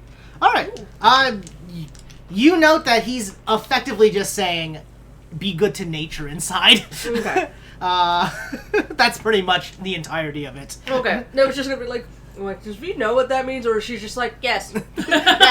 She's Honestly, not a above little that. bit of both. Yeah. She's not above doing that. Yeah, right? Do you also agree to protect the words and the vows of the green? Yes. Yay! Then also, welcome to... Very pleased She's right gonna, now. after Tor walks through, she's gonna leave her just so, just means don't, respect nature. Just means respect I nature. kind of figured. Respect the green. Honky seems really happy. As you step in, almost as if crossing a threshold of sorts, you find yourselves inside almost like a fey magical world. There are sparkling lights produced by pixies and fairies as they kind of float about. Several Nafan are just seen running around, and then you even see some elves like kind of like being tourist guides to more folk from the city. I have Emil with me, right? Yeah, Emil's like eyes are like lit up, and you remember when Emil had the outline and the glow in the mists? That's returning here. Like as you cross the threshold, Emil's almost spectral form kind of takes place, and you see that his feathers are longer and features above his head kind of like more accentuated. So in a weird way, he looks like he's in a more proper form, and he almost feels heavier on your shoulder and a little bit bigger. The market inside is strangely reminiscent of the ones outside, but you find that a lot of the peddlers here are basically druids, and things are shaped from nature and whatnot. You even kind of like spot like kind of an elderly druid-y fellow kind of like sprinkling some sort of dust on the ground, and then the roots kind of like come upward, and the man kind of like sits on the root, and it kind of like travels him around to the different tiers. There are multiple levels in this as well. It seems to go about 5 levels, but some of them are kind of like sub-levels of themselves. But there seems to be ladders that lead upward, as well as kind of like a little pulley system for people who just want to like, get lifted up. But mostly, as far as you can tell, it's sort of this weird, wondrous, Fae-like, massive... It's a mall for Fae. It's the Fae fairy mall, yeah. Pahokee, you feel very comfortable and... here, just in general. Yeah, perfectly normal area with perfectly normal people. Yeah, several Nafan especially are around, and you even spot some furbogs, very tall folk, kind of like rummaging about. They walk slower than everyone else in the crowd, but they also stand like a full head or two taller than most of us. They're like 8 feet. Yeah, they're basically giants. They're even taller than Thor. Caduceus is 9 feet tall. Yeah. Whoa! Yeah. So. Has Viksha seen a Fearbog before? I don't know. Roll. Let's have you roll. Just roll. Okay. Roll a d20.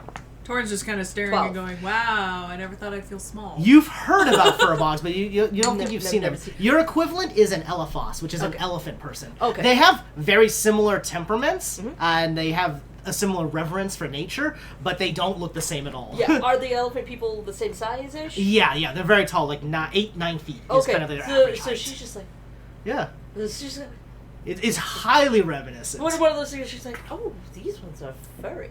Yeah, right. She's probably just like, You're used to like the leathery skin. These ones she's are gonna furry. walk by and go, oh, they look soft. Pahokee is going to do preliminary sniffing. I believe we can find all the information we want wherever we go, so let's do things at the same time. And now Pahokee's gonna go and do follow you. strange Pahokee shit. Don't worry. My plan was to follow Pahokee. All right. Pahokee knows this Where does area. Pahokee's nose take them? Pahokee. We're in Off. Pahokee's land. Roll a All d20. right, step 1. Make a survival check. Okay. Also, Torrin at some point is going to lean over to I rolled a Fisha looking at the 16. furbolgs and go, "Is this how Pahokee feels all the time? I've never felt You have so a small." +7 to your You don't survival. have. Oh, yes.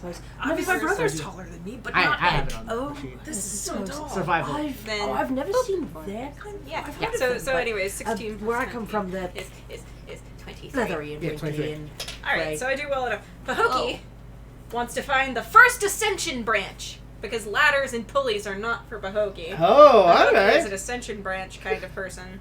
You see Pahokee kind of Pahokee's like... gonna climb a tree. Yeah, Pahokee kind of takes a confident few steps forward, looks around, then looks upward. And you note that... from what you guys see, there are many, like, bags and sacks just kind of hanging from branches. And to Pahokee, though, those are Nafani bags. That's basically where Nafan keep their stuff, is just in hanging sacks so the bears don't get it. Yeah, this is the safest spot.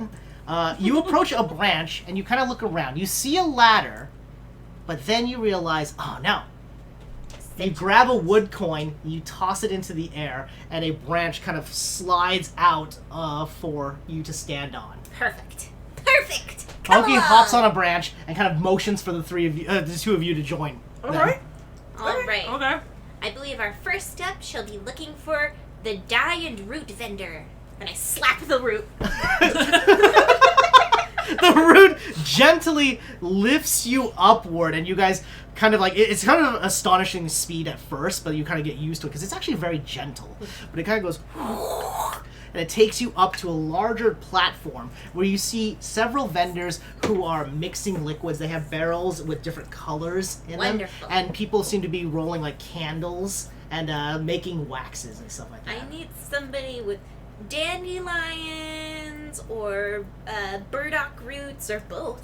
Oh, you see the the local herbal vendor kind of just at the ready. They seem to be almost everywhere on every tier, but this one's just kind of like staring at you and going like, "Little Nafan, would you like some flowers?" No, I need boiled dandelions and a dye, sir. Oh. Who do I go to? You can come to me. All I'll right. help you. Give me the dandelion dye. Oh, Nafan, you must pay first. Yes, let me see it. He holds out a little collection in front of you. Anything good in yellow? There's some good yellows in there. There's about 4 or 5 shades of yellow. Great. I'm just gonna take the brightest yellow dye you have, sir. The brightest, then. Yes, wonderful. The colors of the shade of the god of the sun himself, Idris Yellow. Idris yellow, that's a good one. How much? Kind of looks around and says, 17 wood coins. 17. It's the bargain. The season of the sun is gone, and now winter comes, and so Idris Yellow becomes rare. Interesting. Do you think that guy Points to different vendor. will agree with you? He sells wax candles. Yeah, but they're yellow. But it's not dye, friend. Can I look around and see if he's the only dye vendor? Oh, there are actually a few others. There are several others. Okay, I'm gonna point at one of the ones that is selling dye and be like, okay, well, what about that guy? You really gonna compare me to him? He points to the other guy. They almost look the exact same. They're both like elvish fellows with long ears and kind of like slender forms. Different. But yeah, what about him? You either buy from a wood elf or a rose elf. Your choice. But let me tell you, one of us has wood in the name. He has got a point. 17 wood coins it is. Excellent bargain. He hands you the dye of Idris Yellow.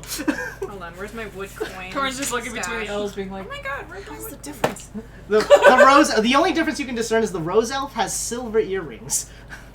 They're almost dressed exactly the same too. They have kind of like aprons on, that sort of leather aprons for like the mixing of the dyes and whatnot. I think they're just different tribes.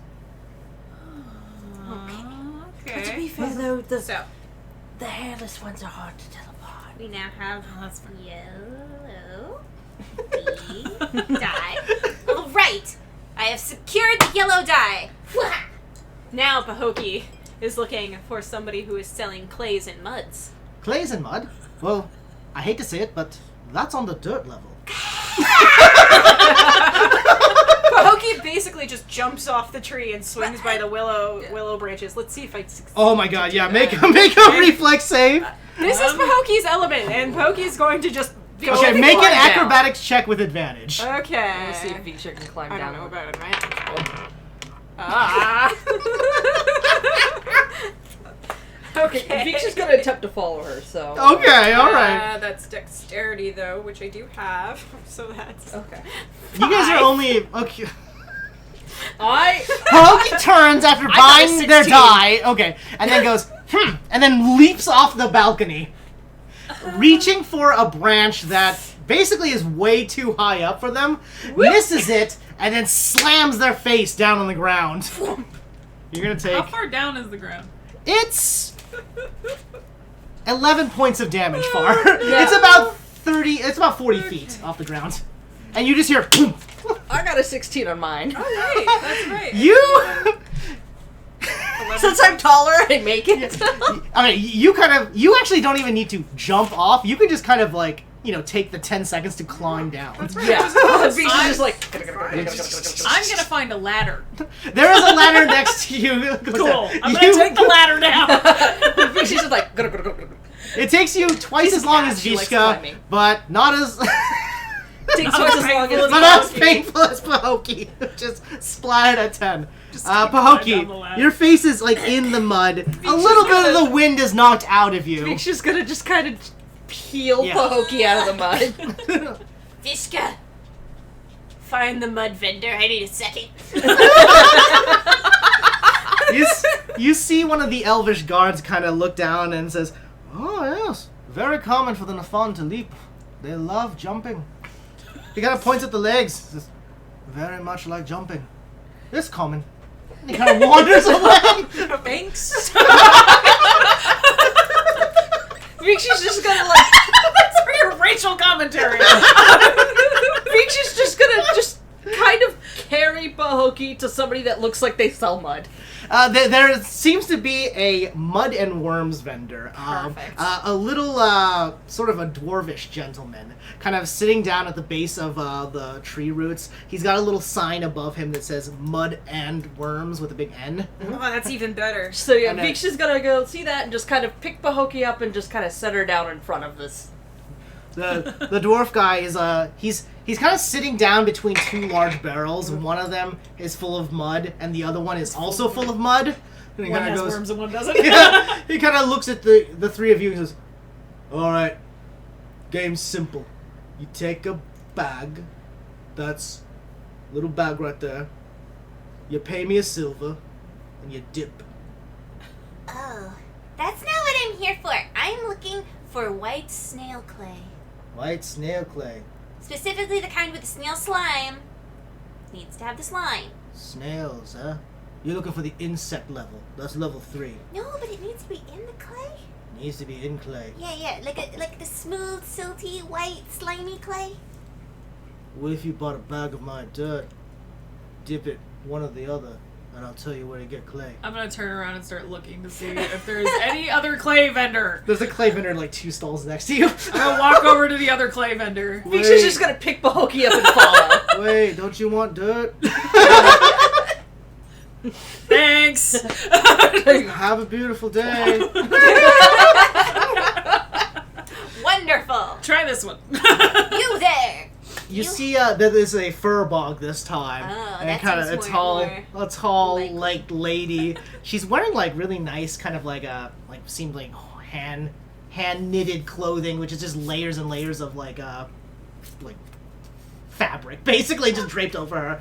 She kind of looks down and says, "Oh, keeper of the woods, what Yes. brings you and your guardians to my vendor?" Excuse me, ma'am. Yes. I require the snail clay, the kind that has the snail slime in the clay. It's not just named the white snail clay. It's clay, and it's got slime in it.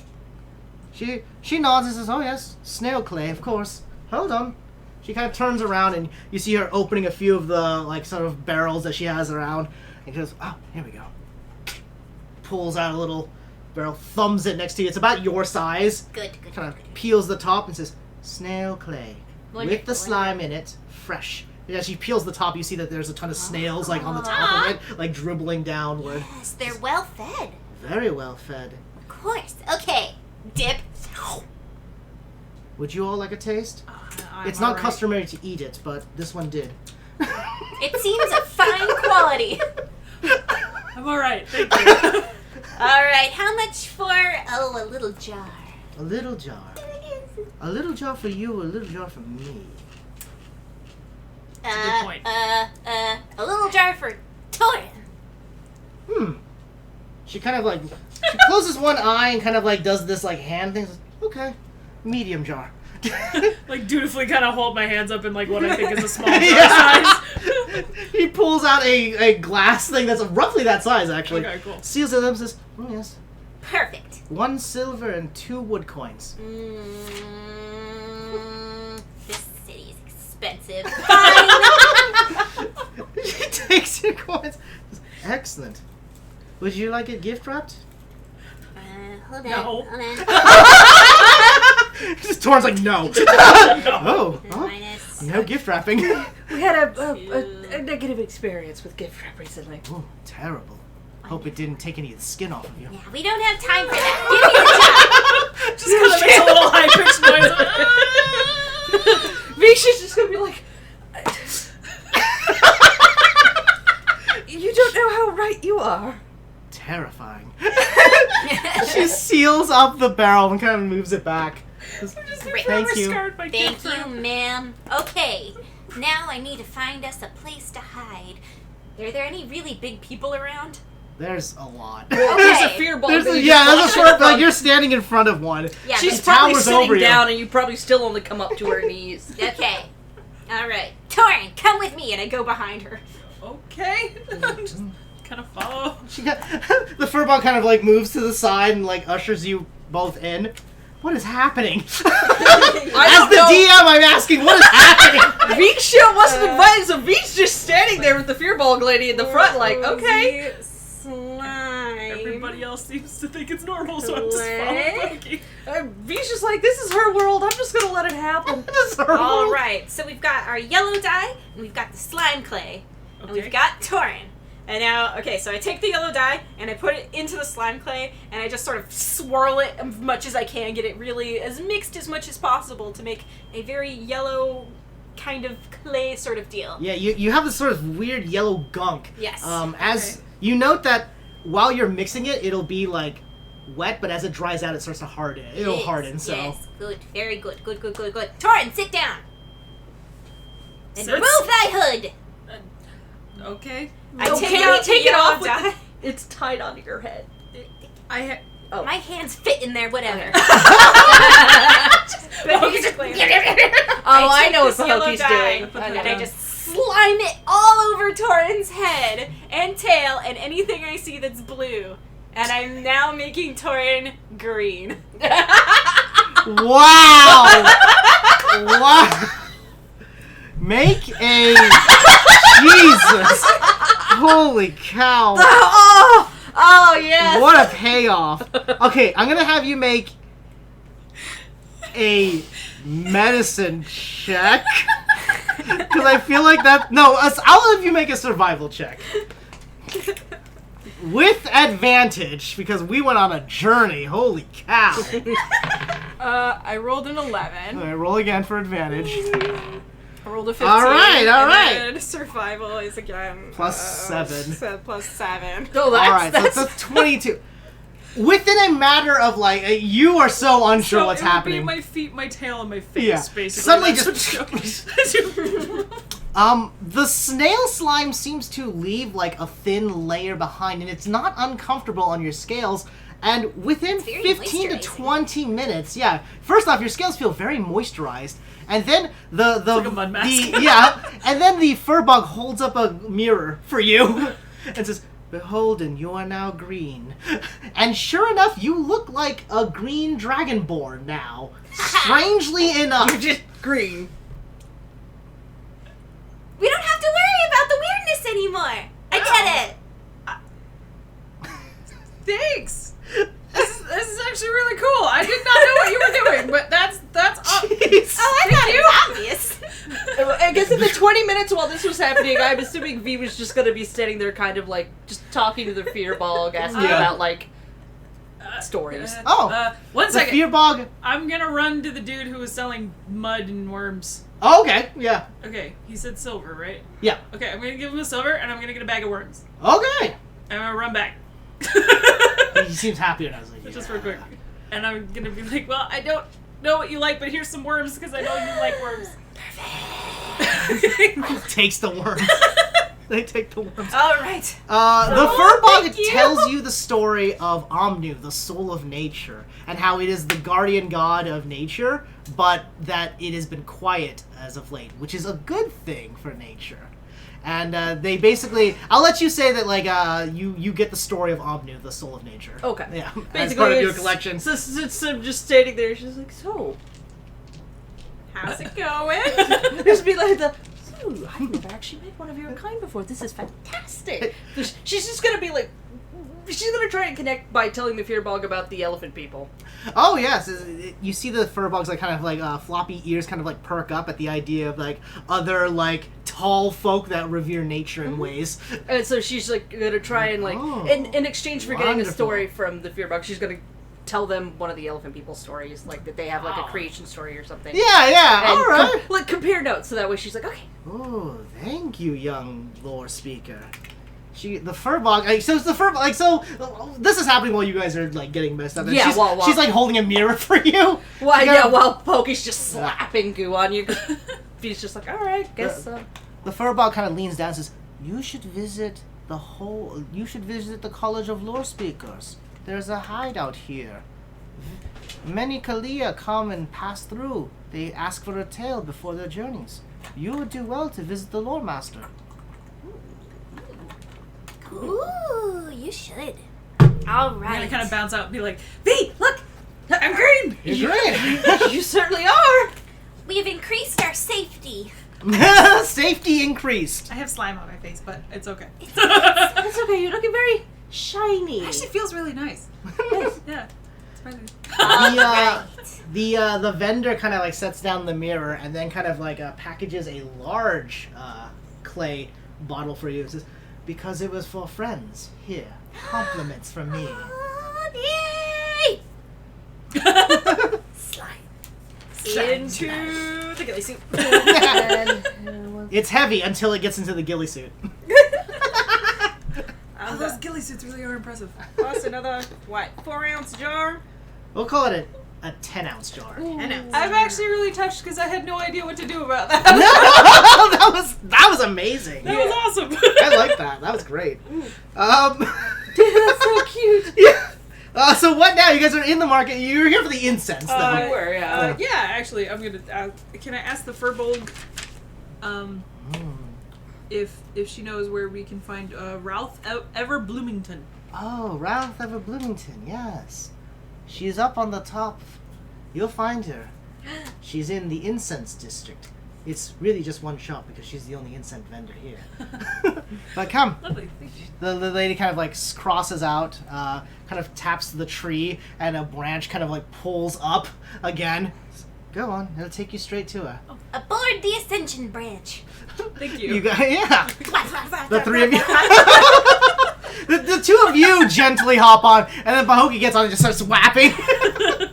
And sure enough, the tree branch takes you very high up. You pass the like first 4 or 5 floors, and then you hit sort of a secret 6th floor, and woof, you're kind of like the top. It actually provides a marvelous view of Lowtown, and even peering like at your angle, you can see the insides of Market Town. You can see that like lights are lit up. There's a crowd all over the place. This district is definitely alive more at night, but you guys get a really nice view of the city. But then you also kind of like it's sort of quiet and more serene up at the treetop. Cool. It's a nice view up here. All right. You note that the top is dark, but you can see sort of a figure sort of shuffling about. It's almost like this sort of open air platform with light low railings, and there's sort of like a little storefront. Not like a storefront, rather. There's sort of like a desk, and then a large series of like cabinets that have been not carved into the wood, but seemingly shaped into it. And a dark figure sort of looms over them. When we say looms, but are we saying looms as in like, is this a little person or a big person? It is a large, most likely a furbog based on the height, but it's a very, very tall figure, kind of like looming over, kind of messing around. You smell like different sort of aromas, like wildly different. At first, it's like pleasant like wildflower smells, and then it's kind of like this sweet sort of like almost like a honey aroma kind of wafts by, and then it's sort of cut with something like a little bit more sour. Like sort of like maybe like a ginger or something that kind of like cuts through. Whoever's tending to them, they seem to be working quite readily. But there's nobody else up here on the platform except for the three of you and the figure. Vishka. I point to the guardrails. That's how you know this is basically a tourist trap.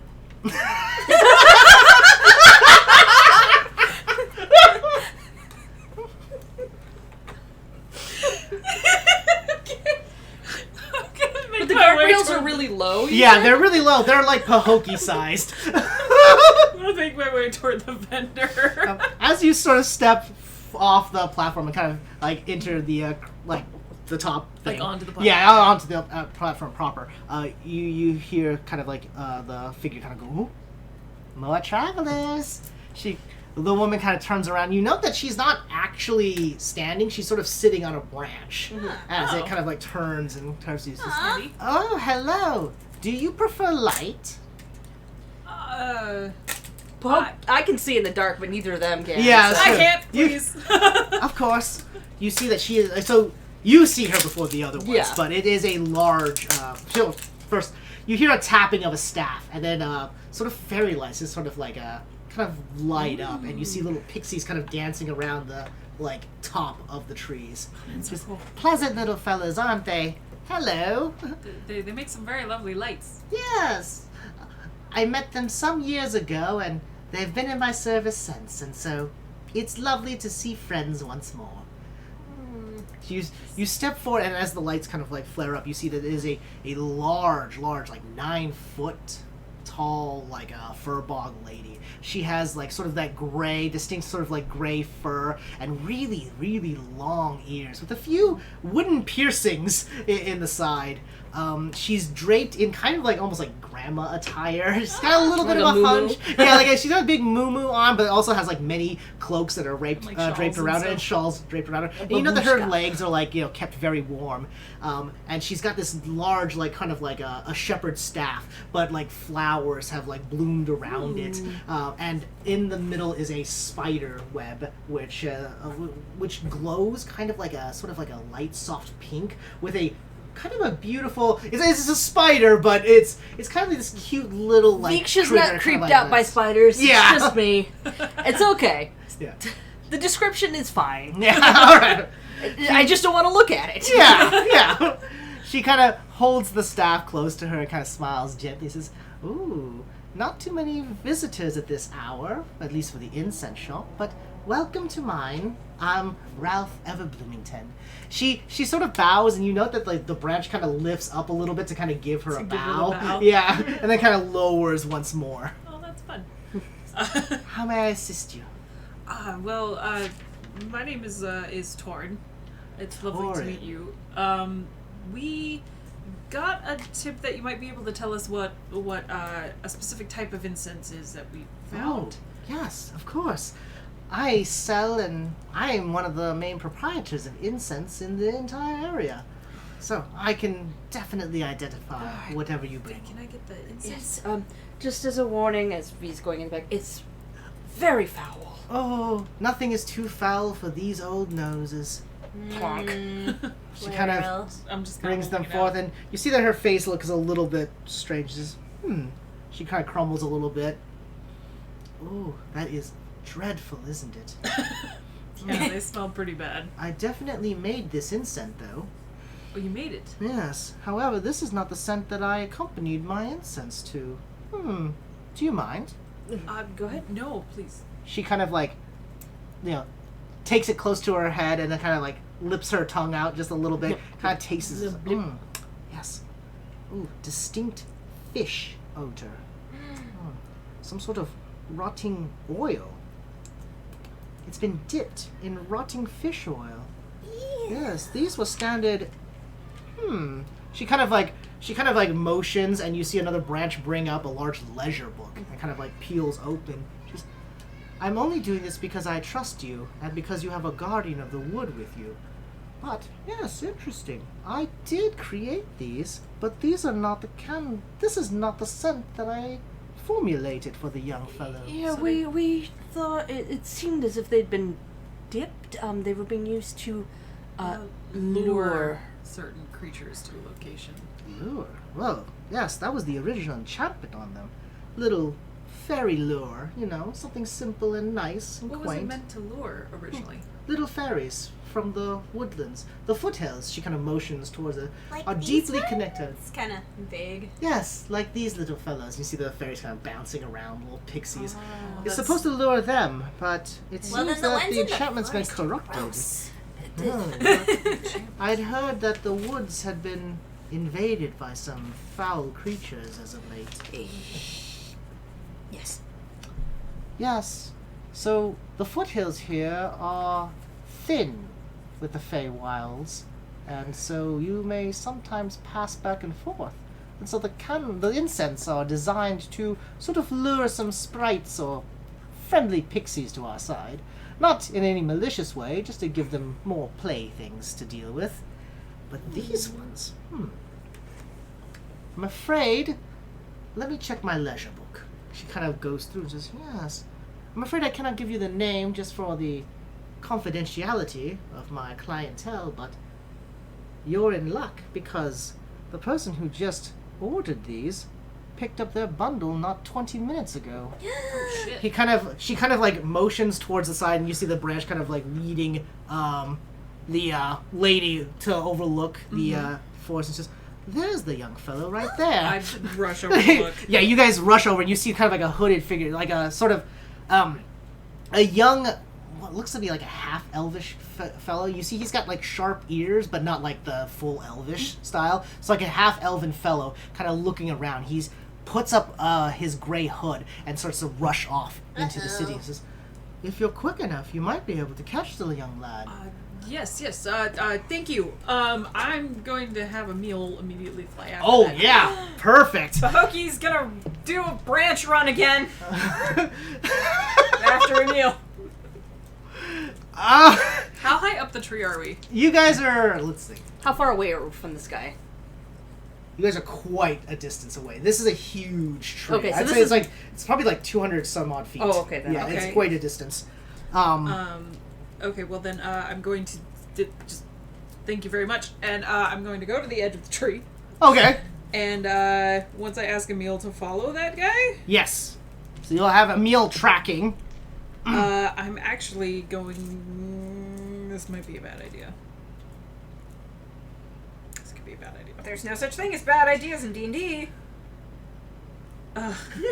Okay, so he's like roughly 200 feet away from us. Yeah, like the angle, 200 feet. The like, angle is about yeah. 200 feet. Okay, I'm going to focus really, really hard and on getting to a location quickly, and I'm going to think of basically lightning and how fast that is from hitting a Okay. location.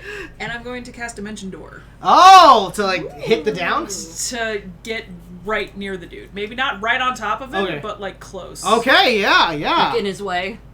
I don't know if I should get in his Yeah. way. Should I get in his way? Do you want to block him or do you want to tail him? It's up to you. Yeah.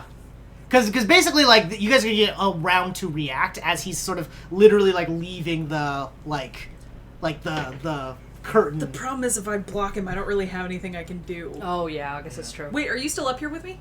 Yeah, I'm still up there. I Yeah. haven't climbed I can down take one person with me. Oh! Do you... Okay. How many people can you take? Because Bahoki's about to jump off. One person. Oh, I can take okay, one, okay. I can take one Okay. creature my size or lower. Yeah. Bahoki So knows the how two to of get you. through a tree. Bahoki's Yeah, that's gonna true. jump. Bahoki can jump. Okay, Okay, I'm V gonna was be like, V, I can get this down quickly. because V was gonna climb. Okay. Okay, I'm just gonna grab V's hand and cast Dimension Door, and I'm gonna put us right in front of him. All right. Like, you 20 you basically feet in front of yeah. him. Oh, in front. Okay. Yeah, in so front. you grab Vishka's paw hands, and then you step forth. You kind of reach as if reaching for. Well, do you want to describe the spell?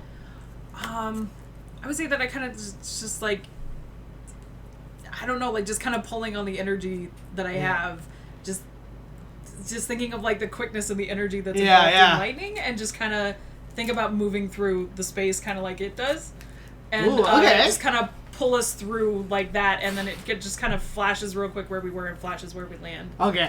Like, And it's almost like lightning hitting from one spot to exactly. Oh, I like that. All right. So you grab Vishka's hand, you take a step forward, and like a bolt of lightning, like a sort of a whip. You just go, and then you guys sort of anybody kind of watching sees just a bolt of lightning, like a white zoom downward, and poof, you're just right in front. And it's like, is that the first time you've cast that spell? That's the first time I've Yeah. cast So that you're like, spell. whoa, Holy shit, it works! and it works perfectly. Pahoki, what are you gonna do? Listen. You're 200 feet up. Yes. This might kill you if you fail. Impossible to fail. Okay. What are you gonna do? I'm reaching for a branch. Okay. I'm gonna basically try to grab the branch before I get off the tree. Make an acrobatics check. Huzzah! Reaching for the branch! 17. All right. Impossible to fail, Okay, I tell you. I wanted to make sure I read that correctly. I did. Yeah. I can bring one willing creature. Yeah, of yeah. my I was gonna size say, I or was pretty smaller. sure it was Yeah. one. Yeah. They so I have was to be my size or smaller, Yeah. so either of you two I can teleport. So I got a 19 for my acrobatics check there. All right. You rush and leap off and just kind of grab one of the hanging willow, like what do they Weeping call willow. those things? It's like a willow vine. Yeah, a willow vine. I thought the word was It's a vine. willow branch. Yeah, right? yeah. And you kind of like start to slide down, but it's gonna take you a second because you're just getting there. Oh, I'm gonna manually. aim for other branches. Okay. I gotta goat this. So remember, this is like a 6-second thing, so you're kind of like going, aha, I'm getting there. Tarzaning it. But the two of you are poof, right in front of the guy. He Viksha- kind of goes, oh, Viksha's seems just gonna, startled. 20 Just- feet in front of So the guy. Viksha's gonna 20 like, feet, yeah. be all like woo, and see the guy and just kind of fall over on top of him. just kind of like tripping, just like, oh god, no. Are you gonna try to grapple him? She's just gonna Sneaky grapple. she's just trying to like fall on top of him, just kind of in the sort of, oh no. Okay, all right. I'm gonna have you make. Go and So make I an guess that attack would be roll. a I'm gonna have you grapple, attack. Yeah, I'm gonna have you make an attack roll on that. Okay, just to kind of like, oh god, I'm so nauseous. Okay. What do I add to the attack roll? Let's have it be a dexterity. It's a dex? Yeah, we'll have you do a dex attack roll. So just your dex modifier plus your proficiency bonus. Plus my prof bonus? Yeah. What's my prof bonus? Yeah. Oh, is it just the ability saves and senses, this one? Yeah, it's Oh, so, that plus that. Okay, that's yeah, plus so it'd be 5. plus 5. So that's yeah. a 16. Yeah. All right. Okay, that's actually pretty good. Hold on a second. Okay. Just sort of the... As you zap in, the fellow sort of is startled, and you kind of like tumble, and then you sort of like, grab him, and you actually bring him to the ground. And You she's slam like onto him hard. laying Just, down. "Ah, what the hell? As this is happening, I'm trying to get a really good look at what the guy looks like. Okay. By the way. Yeah, I think she's just like, oh god, I'm so sorry. God, every time he does that, I get so nauseous. Oh. It's just, oh. You see that it is a young, sort of like half-elvish fellow. He's got shaggy brown hair, and then kind of like those half-elf ears, sort of the between human and elf ears. And my elves have really long ears, Yeah. so they're pretty distinct. We're like Warcraft. Yeah. He doesn't have any particular distinguishing features except that his left eye is sort of blackened. Like it looks like, from a guess, maybe a bad arcane experiment has sort of blackened his left eye, and so it's just kind of like a black void. Yeah. But he kind of stumbles on you and says, "Oh, what is this? Please get off of me!" Sorry. Oh. Is he carrying any pouches? Is there anything like... Oh yeah, he's Kind of so he's gear wearing on like him? light robes. He's got like a belt with several pouches, but he's holding like kind of like a wooden box Holding that a box. that is sort of reminiscent of the designs you saw at the very top. So- Okay. And like the gray cloak that's kind of pulled around him. As you spill onto him, you see that a wand falls out of his pouch as well as a spell book, kind of like hits the ground. Okay. Ken, as V's like attempting to like get up, like awkwardly, I'm gonna go forward and flapping around try and to kind help. of like flap something away. Ooh. I'm saying quote unquote try to help. I'm actually gonna try and make it like worse. I'm gonna be kind of pushing him down while trying to like pretend like I'm trying to get me up and just making it up. I'm Yeah. really making it a clusterfuck is what I'm working All right, on. both I'm of using you my make clumsiness a to be like combined sleight of hand check.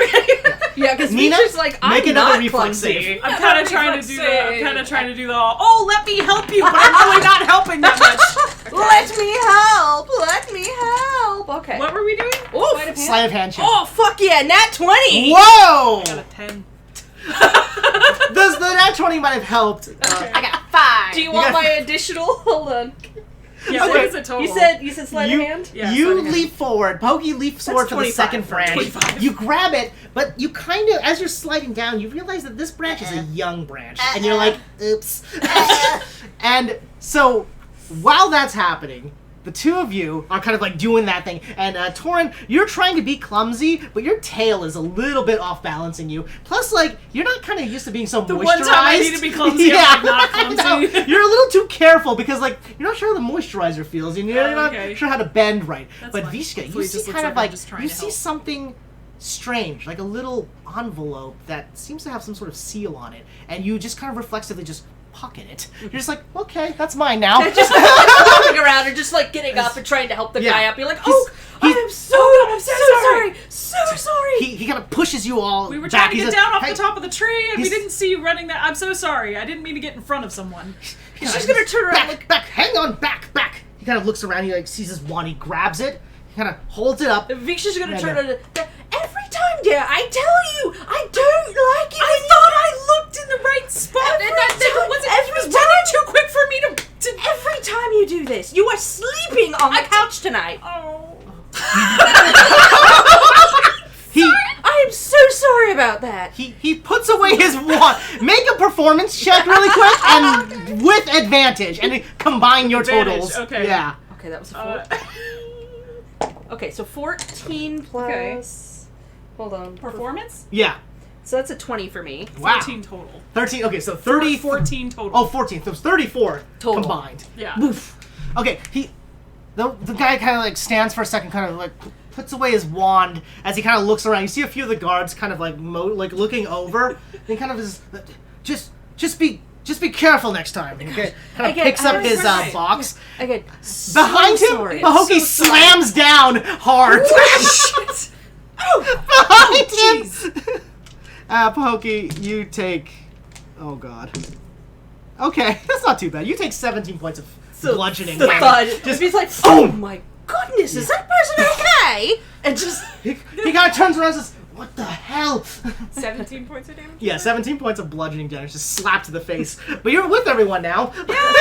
she's like, oh my god, is that alright? Just kind of like whizzes around the dude, like, oh my goodness. He kind of looks around. He seems very confused.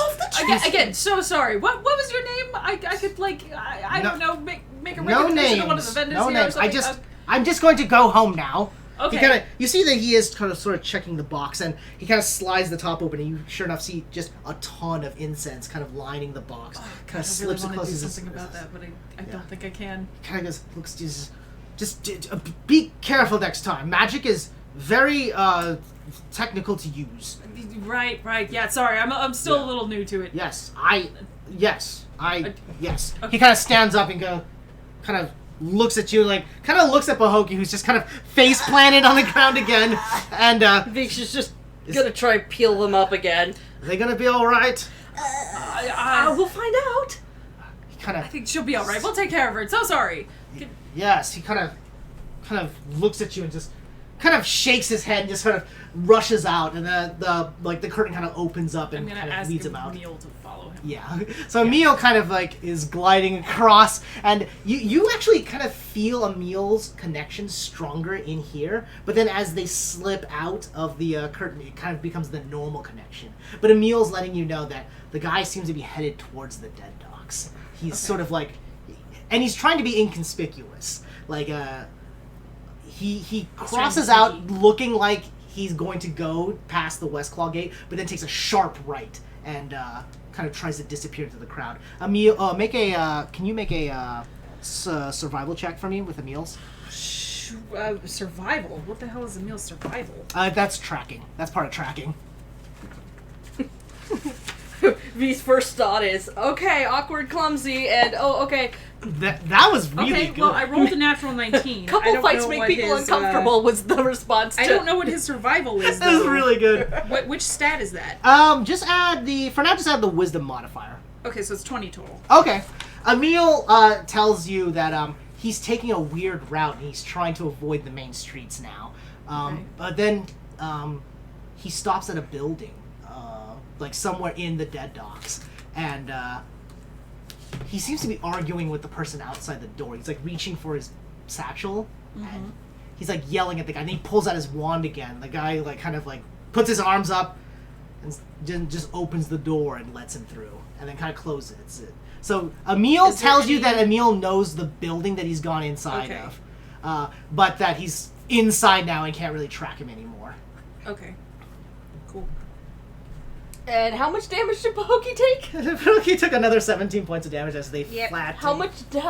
What's your hit points at now? 18. Oh, fuck! You have 18 hit points left. You're looking pretty bad. You haven't felt banged up like this in a while. Veeks is just as she's peeling Pahokee off the branch is going to cast Cure Wounds on her. Alright, so that is, what is this? This is, I'm actually going to cast it at 2nd level. So that is 1d8 plus spellcasting modifier. So, that'll be a 2d8 plus, where's your spells? Yeah, so yours would be 2d8 plus 3. 2d8 plus 3, okay. Yeah. So let me get it. Roll that to help Pahokee get some of that back. Yeah, because he's looking at Pahokee going, oh. And you can kind of tell Pahokee. Pahokee is still Pahokee, but is like... Pahokee's looking a little bit flat. Oh, I just rolled for fun. Oh, okay. I was like, oh, you're rolling for something? No, I wanted to see what my d8s would do. Okay, so 2d8, so that is 8 plus 3. So 11? 11. Yeah, okay. That's that. I mean, that healed them from the first fall. Yeah. So you get 11 hit points back. Okay. Okay, and I gotta mark it on here. Cute. I grew up in a swamp. Oh yes, I imagine the landings are softer there. I grew up. I was just also gonna say, sorry about that, Torin. No, I'm gonna turn over and go, oh my god, though, did you see that? That's the first time I've ever done that and it worked! Holy crap! That was really good. I actually there was a chase bit planned. And then I was like, wait a second, how far is it? I yeah, have right. I haven't Dang, that was I really just like good. I'm glad. Good job, Torin. Sorry, I haven't tried that before. But like, I read something about it and I thought it would work and it worked. And I'm sorry. Thank you. Sorry to spring that on you. And she's like, oh yes, but do tell me next time. It really does make me nauseous. Sorry. I didn't think it. Okay. I'll make sure to warn you a little Because bit last more time when next the druid guy did the the V tree walking threw up afterwards. Yeah. So she's like, that was okay. It's not as bad as the druid, but Right. it's all right. It's all right. I didn't throw up. Throw. Well, at least with mine, it's only a one-time thing, so I won't be doing it over. It's a big and whip. over again. Yeah, so yeah, she's just It's a like, big whoop. so it's one of those things where she, V, that's gonna be like a thing for her. She's just, every time we do like a motion sickness. motion Yeah, step, motion she's just gonna be like a little, Okay. Sorry. she's okay, she's just a little. Tori's just Yeah. super excited Yeah, that that worked. Part of the falling on the guy was her also just kind Actually, of being yeah.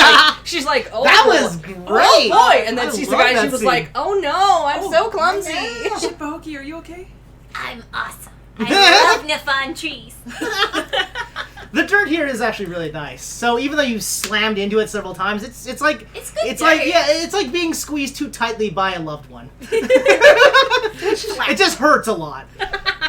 Vishka, as you kind of get your bearings, your mind kind of trails back to the thing that you swiped from the person, and as you pull it out, you realize that it has a strange seal on it.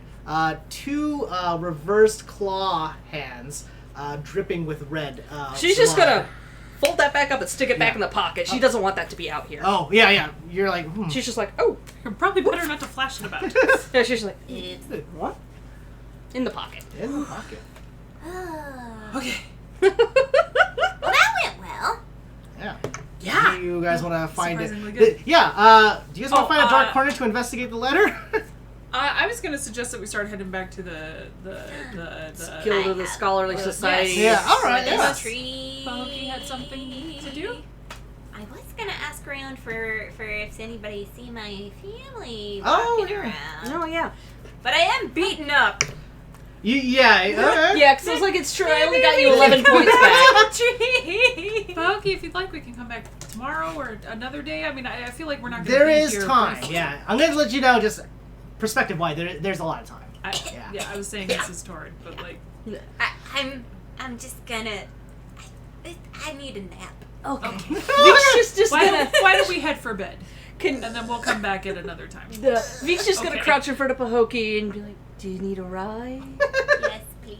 Alright. Vike's just gonna... The Bush backpack. Yeah, so she's gonna have Pahoki on her back. And, the three of you start to meander back towards the Scholarly Society. A little beaten and bruised, but kind of feeling pretty good. You got a Torrid's good look still, at like- him. Yeah, Like, just happy that yeah. worked, but also The like magic worked. You know making the sure that building it that they looks- went into. You Yes. have that, and you have. So Vishka, make an intelligence check really quick. 13... Yeah, no, I'm glad Emil rolled well for once. Yeah. What is intelligence? Oh wait. Yeah, just an intelligence check. Just an intelligence plus. And your intelligence modifier. Yeah, modifier. Oh, okay. That's 16. Okay. You have as you're kind of like carrying Pahoki on your back, you kind of get like a sort of like a weird little crack of a smile because you realize that the note that you have seems an awful lot like an invitation. That's what I was thinking. Yeah. That's what I figured it was. Yeah. So as you guys are kind of like making your way back there, Because you he got in see- an argument with the guy at the door. Well, I don't know that. Yeah. No, You I- don't know. Yeah. Oh. Yeah, okay. that's right. Only Well, Torin knows when we that. get back, I will have shared what I Yeah. saw. Yeah. And I through think that's Emil. actually a pretty good That's a spot good to kind of stopping like point. stop Yeah, I it. think so. Yeah, so I think you guys did amazing I this used time. dimension door. And I Vike's, you gotta do some anime IRL bullshit. druid thought. Yeah, no, I think you guys had like That was spectacular. It was like a day. Holy shit! Everybody did so many cool Oh, things. that trip with Pahokee, though, that was hilarious. I was like, what is she doing? Pahokee knows how the market works! If we go back to the market, though, I think V's gonna try and go back to the incense cellar to, like, give her something as a thanks. Okay, you can come out of jail now. Totally. We just ditched her. Huh? Jail. You literally jumped off of her platform the second she was like, "Oh, it's that guy." V's gonna go back and I said thank you. Yeah, exactly. But no, that was great. because V was gonna like toss one of the Drake claws she had in there onto the table before yeah. climbing down, but Torin grabbed her. Yeah, it was like a little Yeah, too I was quick. like- It was like, we gotta go now. Yeah. So V's like, okay, we'll just come back. that was brilliant. That man. was fun. Thank you all so much for joining us. That was D&G this week. All right, we are heading off because we gotta go. Love you guys. Bye bye. We got an adult. Bye. Bye.